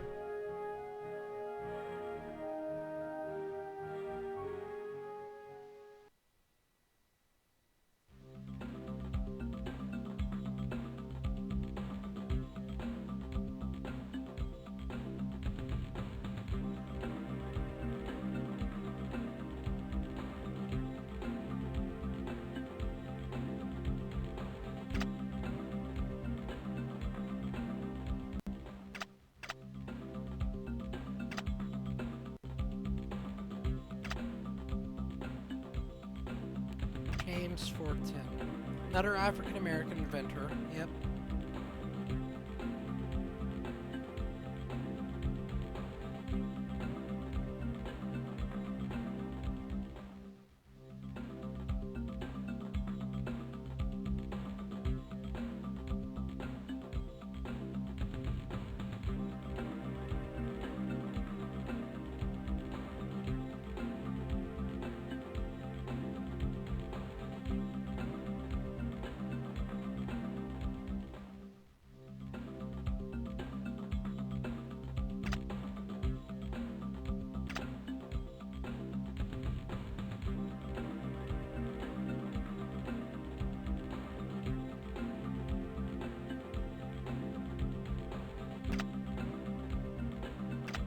tell me, yes, we got a video.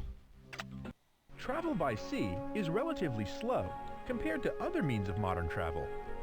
The design of a ship forces it to break the surface of the water, and the resistance of the water slows the ship down. The hovercraft has little water resistance because very little of the ship ever touches the water's surface. Because of this unique design, the hovercraft benefits from qualities of both a boat and a plane. Yet you don't see many of those.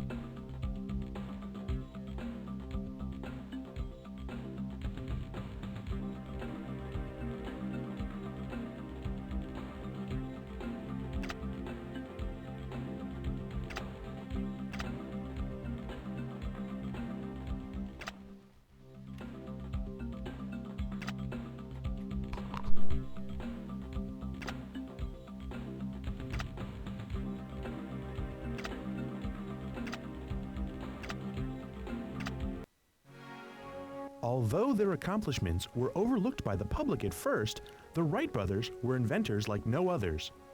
They had succeeded where Thomas Edison, Alexander Graham Bell, and even Leonardo da Vinci had failed.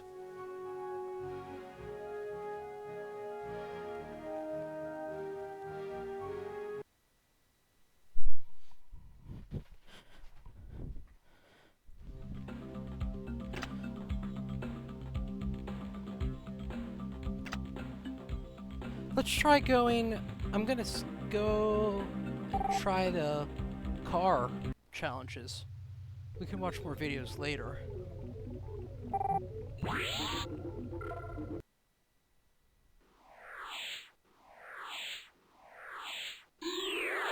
It's been a while since I've done this. Entering garage.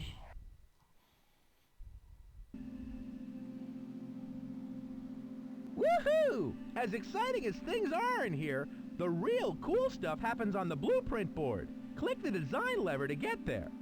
Woohoo! Entering blueprint board.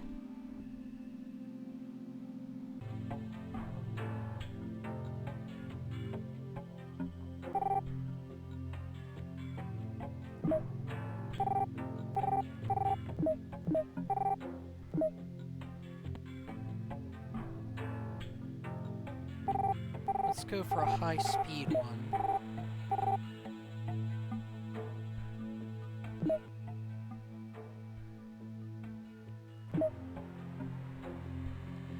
Actually, we don't need a high speed. We want one with decent fuel, good for long haul. So do we want that?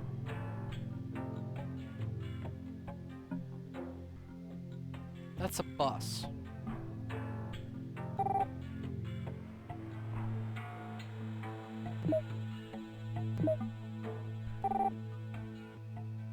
It holds 60 gallons, and that holds 55. That's 250. Let's go with that.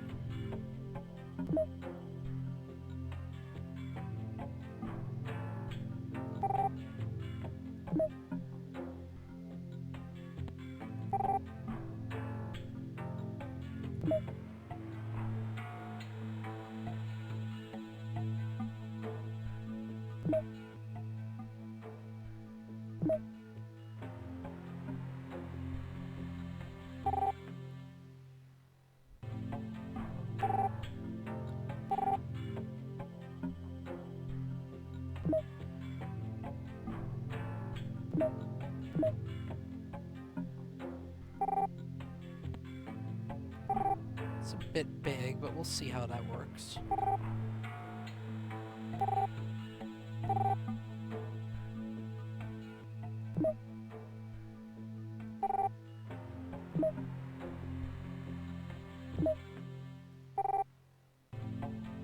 We don't need any attachments, we're not doing a challenge.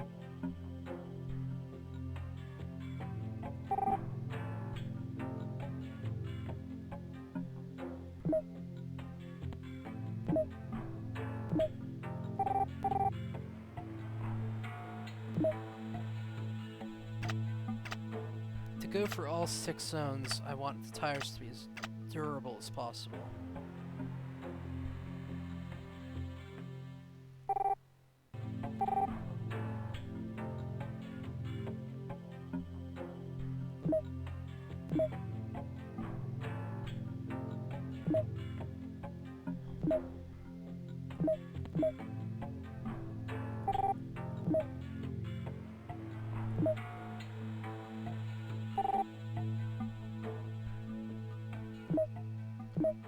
work?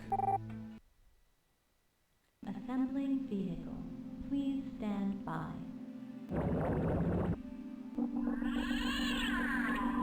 It's gonna be ugly as sin.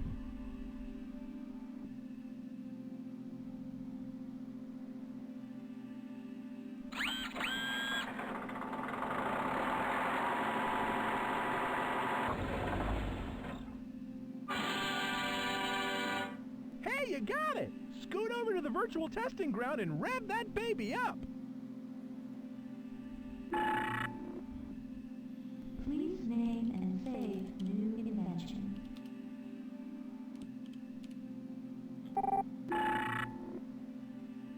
Alright, let's see if this works. Please select the virtual world in which you will test.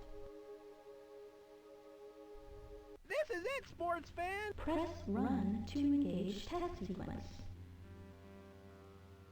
Engaging test run. Have a pleasant trip. Okay, here's where we separate the frogs from the tadpoles.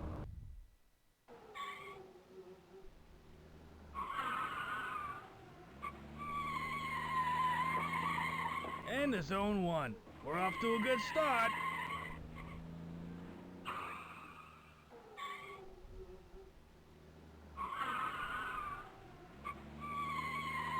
There goes zone 2. Adios! Good so far.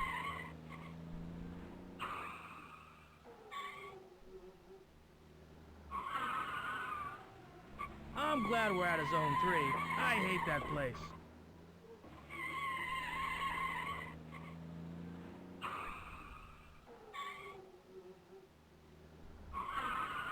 Zone 4, bye-bye.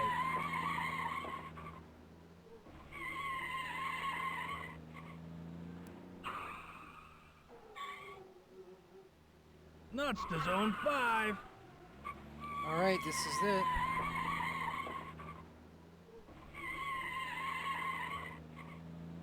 Yes! Hey, this animal's pretty nice there, Sporto. Not bad.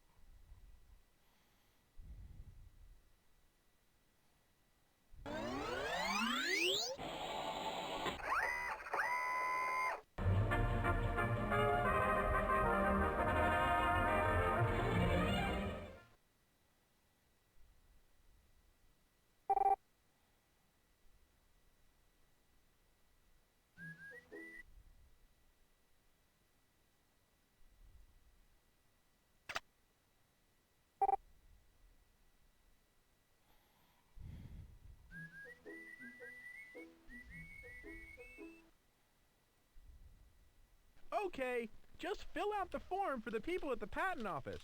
At the top.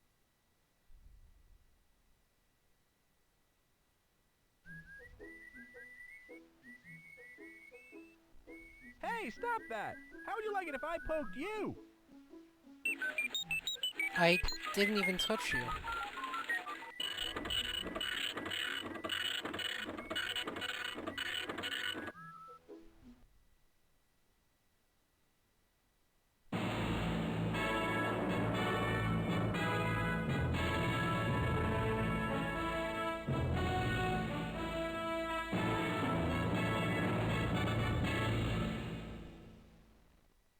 Well, all right.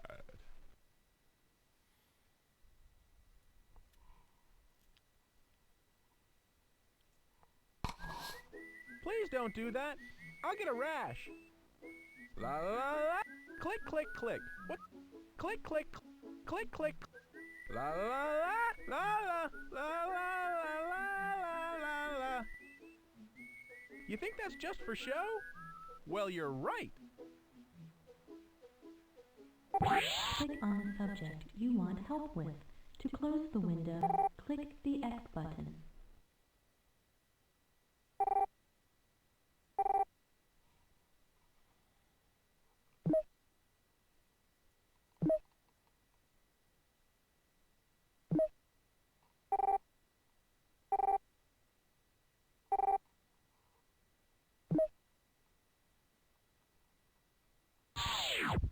You can actually fail to get the patent if you don't test your invention or if you don't do a lot of things.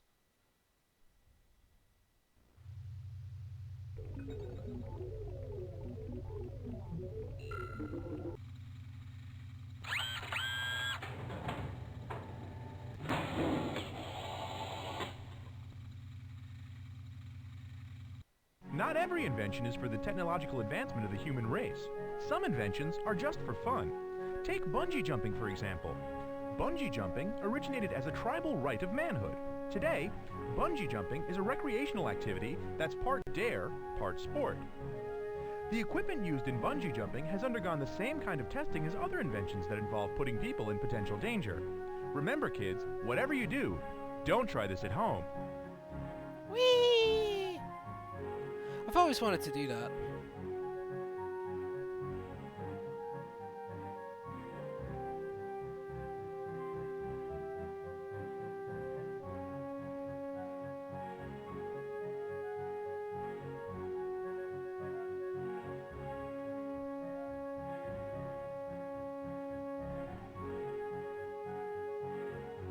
Oh my god, I can't imagine doing that from a helicopter, though.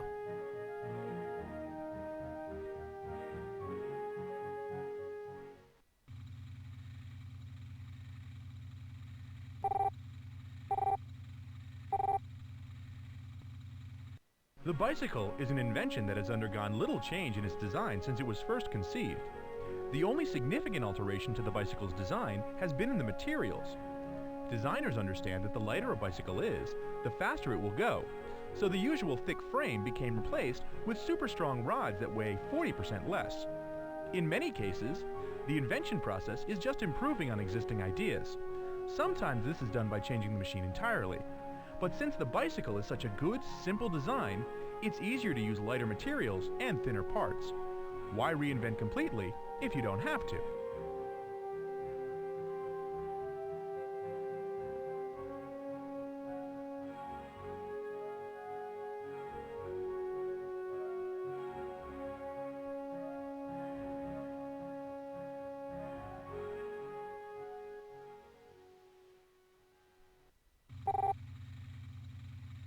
Oftentimes, inventions that were meant for wartime are reintroduced to benefit civilian life. This was the case with fireproof paint. Fireproof paint is shown in detail in these demonstrations. Unfortunately, fireproof paint had its problems. Yeah. The effectiveness of the paint wore off over time. It was expensive to produce, and although the paint was fireproof, it gave off noxious fumes when burned. Oh. Now, although fireproof paint did not succeed commercially, safety is still a large industry that attracts many inventors' talents. Safety is always on people's minds, and it always will be. I bet you could fix that. I bet you could make a fireproof paint now that's not as problematic. The telephone answering machine is an example of invention created out of convenience to both the caller and the receiver. The answering machine not only answers missed phone calls, but it also ensures privacy if a person doesn't want to be disturbed. Today, the answering machine is a close companion to the telephone. There's a huge market for inventions that bring people a little sanity to their hectic day. One way to approach getting ideas for new inventions is to look at existing inventions. Ask yourself if that invention could use something else to make it more efficient, more complete, or to save people time. By asking the right questions, sometimes the answers will bring out ideas that you can use to satisfy a need.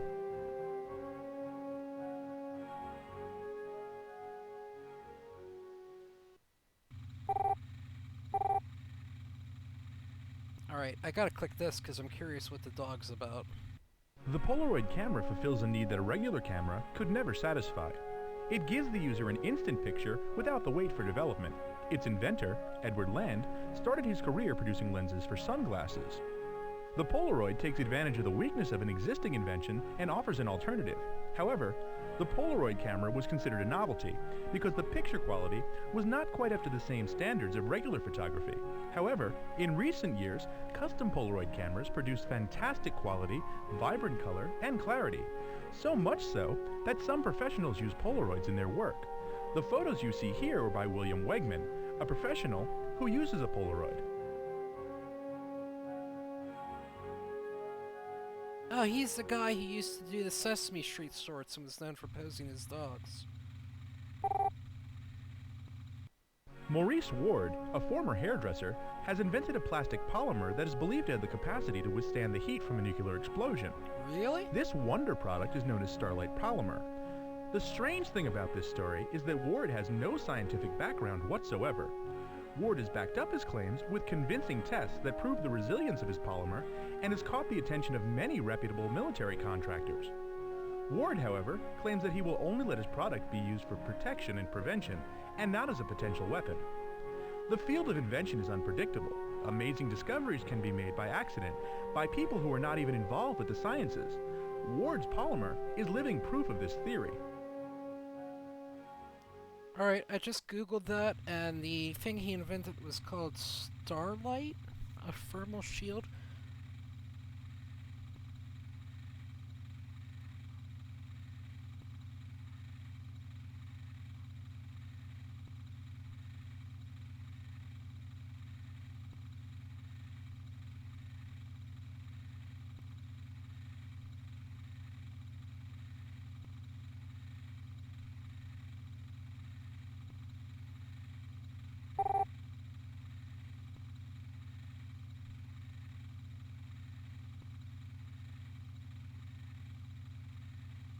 He held a blowtorch to an egg that had been coated in starlight. After 5 minutes in direct contact with the flame, the egg was cracked open, revealing a completely raw egg inside. The invention worked so well that the egg had not even begun to cook.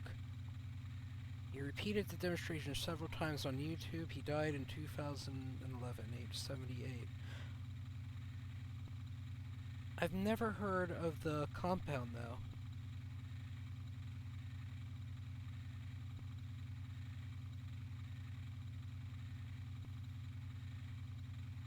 Charles Fraser Smith was the man that super spy James Bond was modeled after.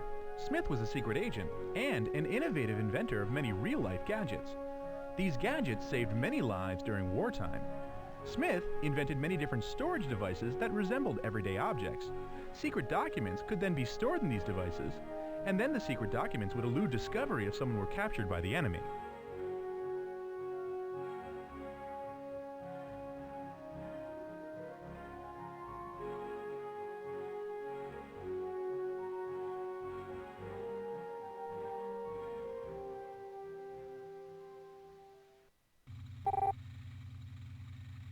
James Dyson makes his living as an inventor.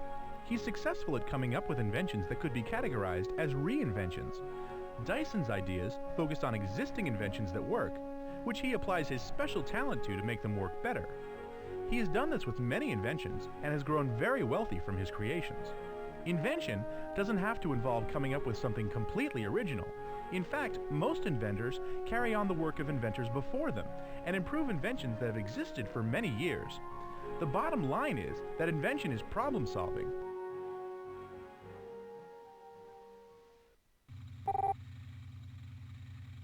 Invention is about taking a good look at the world, being observant and unafraid to make mistakes. Invention is also about letting the mind flow and wander, and most of all, explore. Good inventors have a good foundation and understanding of how mechanical parts work together. They also have a vast resource of creativity to design things in ways that the world has never seen before. They use this creative mind to shape their ideas. Their paintbrushes may be lasers, and their sculpting tools might be gears and wheels, but inventors shape ideas in the same way artists do.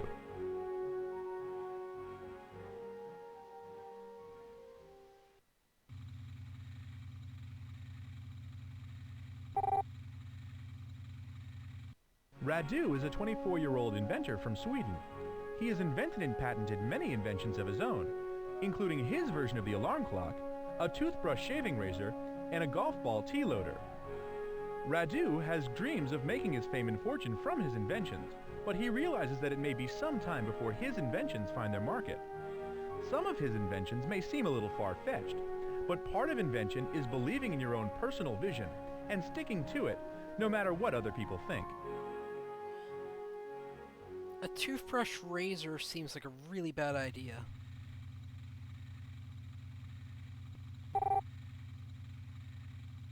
Minority inventors didn't just suddenly appear one day, but in fact have been inventing for centuries.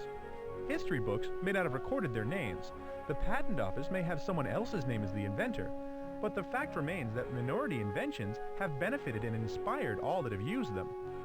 An inventor is an inventor no matter what his or her skin color is. What counts most in the field of invention is the idea. If there is a need and the time is right, an invention will most likely succeed no matter who dreamed it up.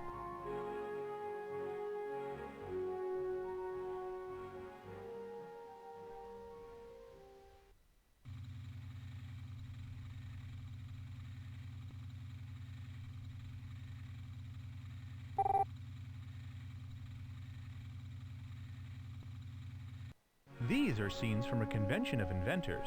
Conventions like this one provide inventors a chance to pool ideas, share resources, and meet people of common interest. Inventors are not judged on their age, sex, or background, but by their merits. There were about 140 different inventors attending this convention, and there are others like it throughout the world. Invention conventions underscore an important fact that anyone can be an inventor. Inventors share a common bond together, which is the desire to express themselves through ideas that will become tomorrow's machines.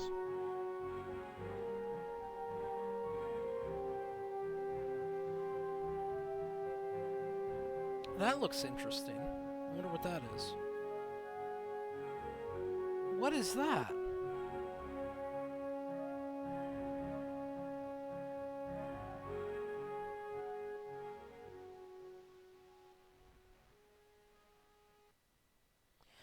You see, I'd like to have more of the background information on some of these people.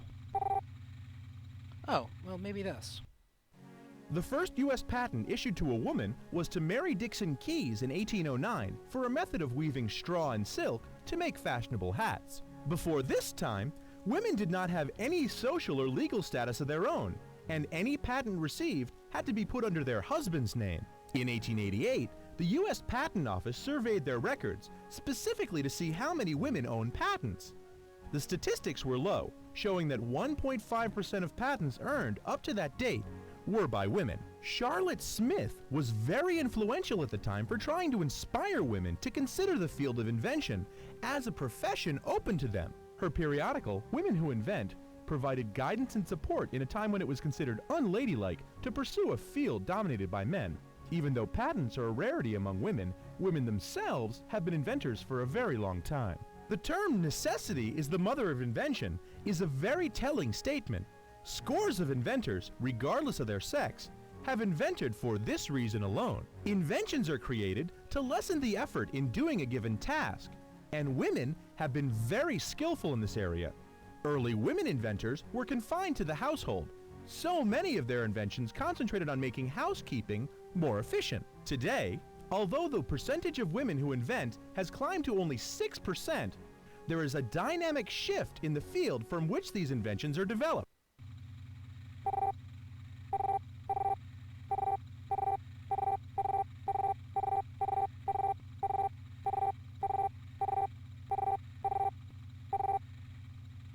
Inventions aren't always machines and contraptions. Sometimes they're just ideas, such as the assembly line. Before the assembly line, everything was custom made. Items were made one at a time, piece by piece. Assembly lines were a new way to work. They made it possible to build products and machinery in large quantities, which meant that more people could enjoy them. Assembly lines are a great example of efficiency, which is always important when inventing anything. Today's assembly lines look very much like those of the past. However, modern-day assembly lines are a lot safer, and many of the workers have varied responsibilities, so boredom doesn't set in. Another addition to modern-day assembly lines are robots. Robots work quickly and handle much of the dangerous work involved in assembly lines.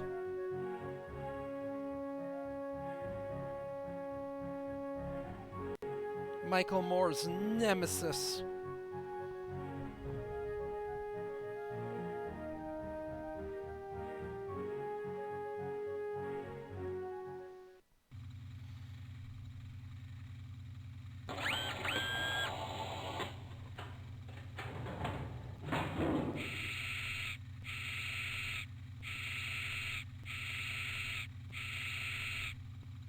I wish we could keep that view when we exit out. But unfortunately it doesn't. It's always stuck on that one.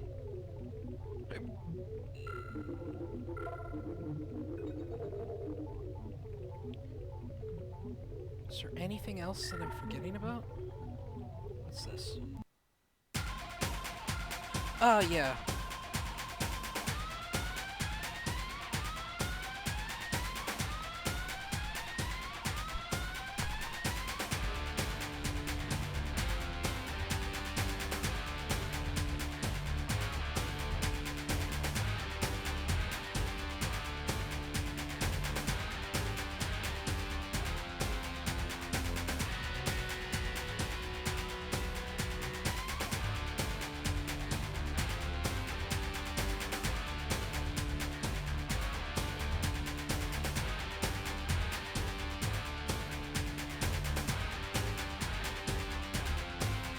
Michael Jones did the music.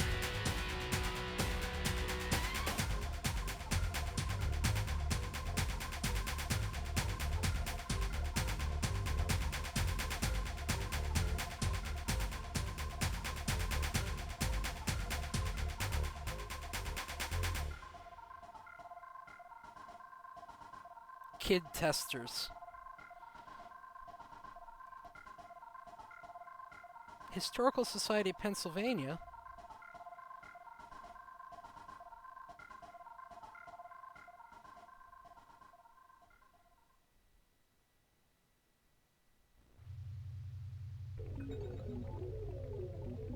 Is there anything I haven't done in here?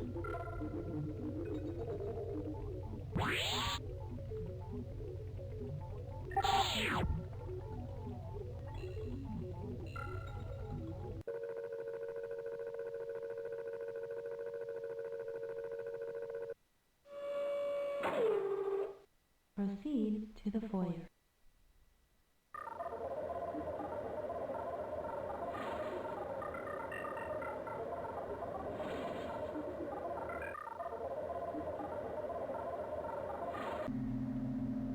Entering virtual testing ground area.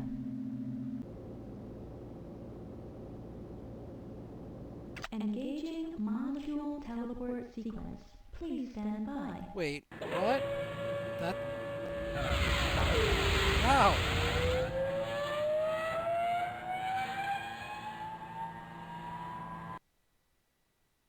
Howdy! This is your very own virtual testing ground. We'll take your inventions out for a test run in this very room. If you haven't built any inventions, check out the labs, build something, save it, and come on back. If you got something to test, just listen to Betty for instructions. Oh, here she comes. Select garage or gadget testing. There are no vehicles present to load. What? I already built one. There are no vehicles present to load. I mean, I have to build it again if I want to do that? I just want to hear the one line from Howard.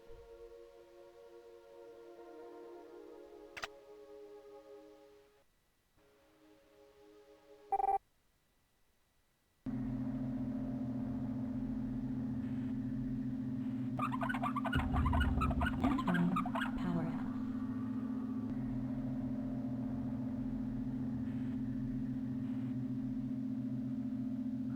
No, I don't want to do that All again. power sources activated. Press run. Let's just do a quick...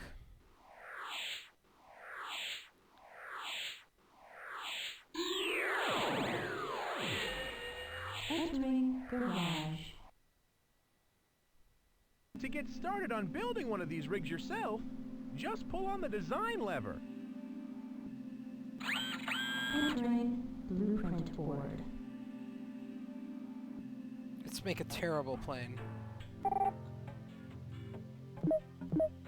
We're gonna make a rocket. Rocket Man!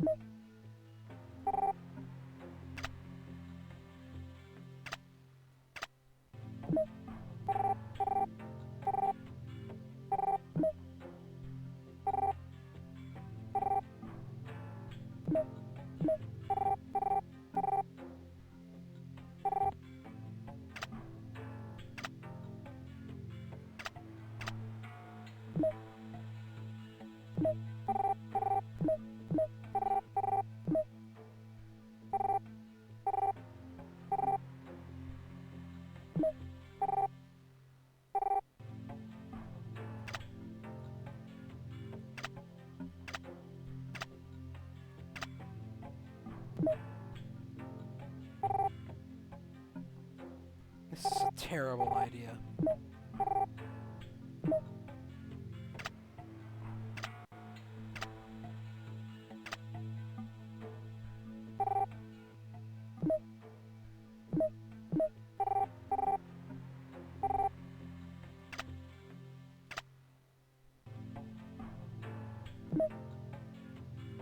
I've never done the heliprop. Alright, we'll see how this works. This is a bad idea. Assembling vehicle. Please stand by.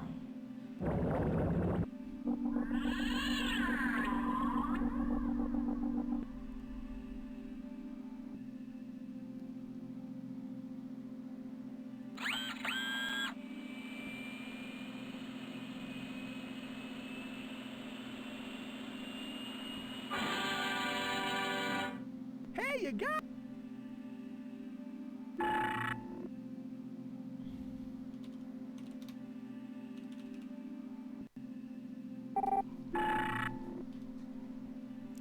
I just want to hear him say one thing. Please select the virtual world in which you will test. Entering garage testing ground.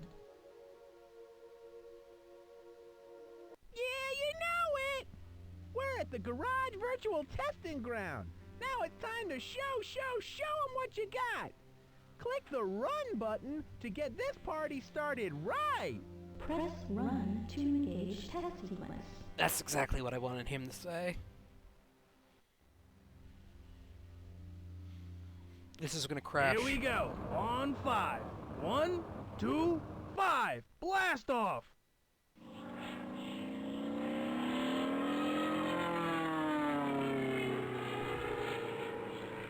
Into zone 1. We're off to a good start.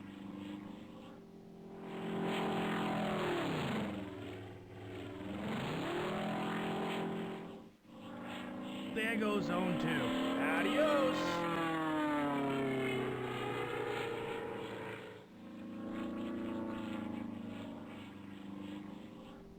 I'm glad we're out of zone 3. I hate that place.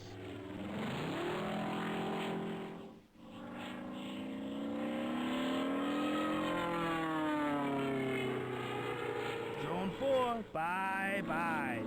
And here's where it's probably gonna crash.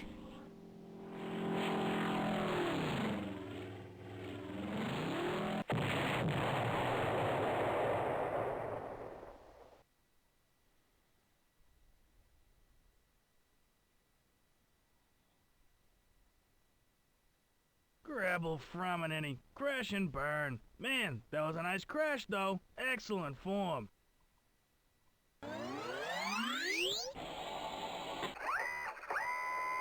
I usually try to avoid the tall stuff, but I just couldn't fly high enough.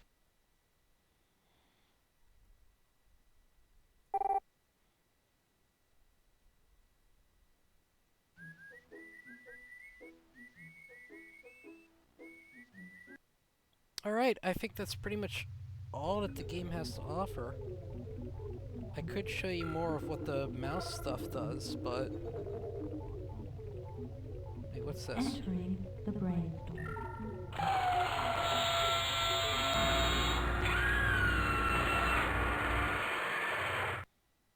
Oh, we already did that.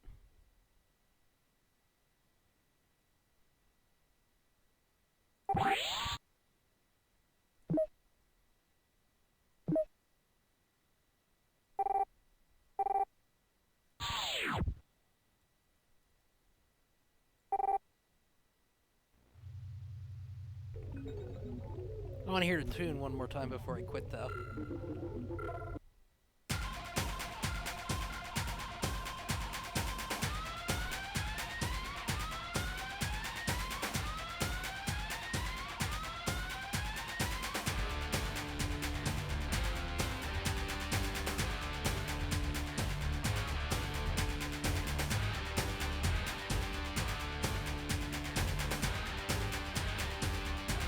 That guy was the voice of Howard, I guess. The voice talent.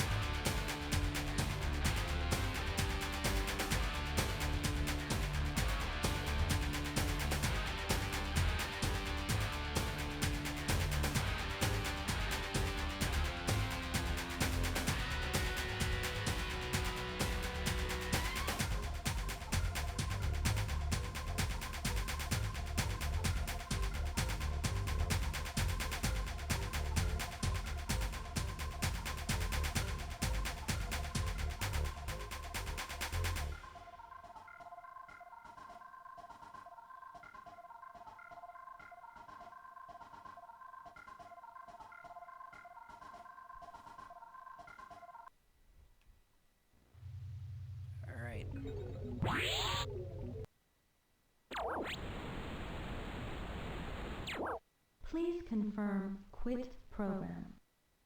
Exiting Invention Studio. Please come again.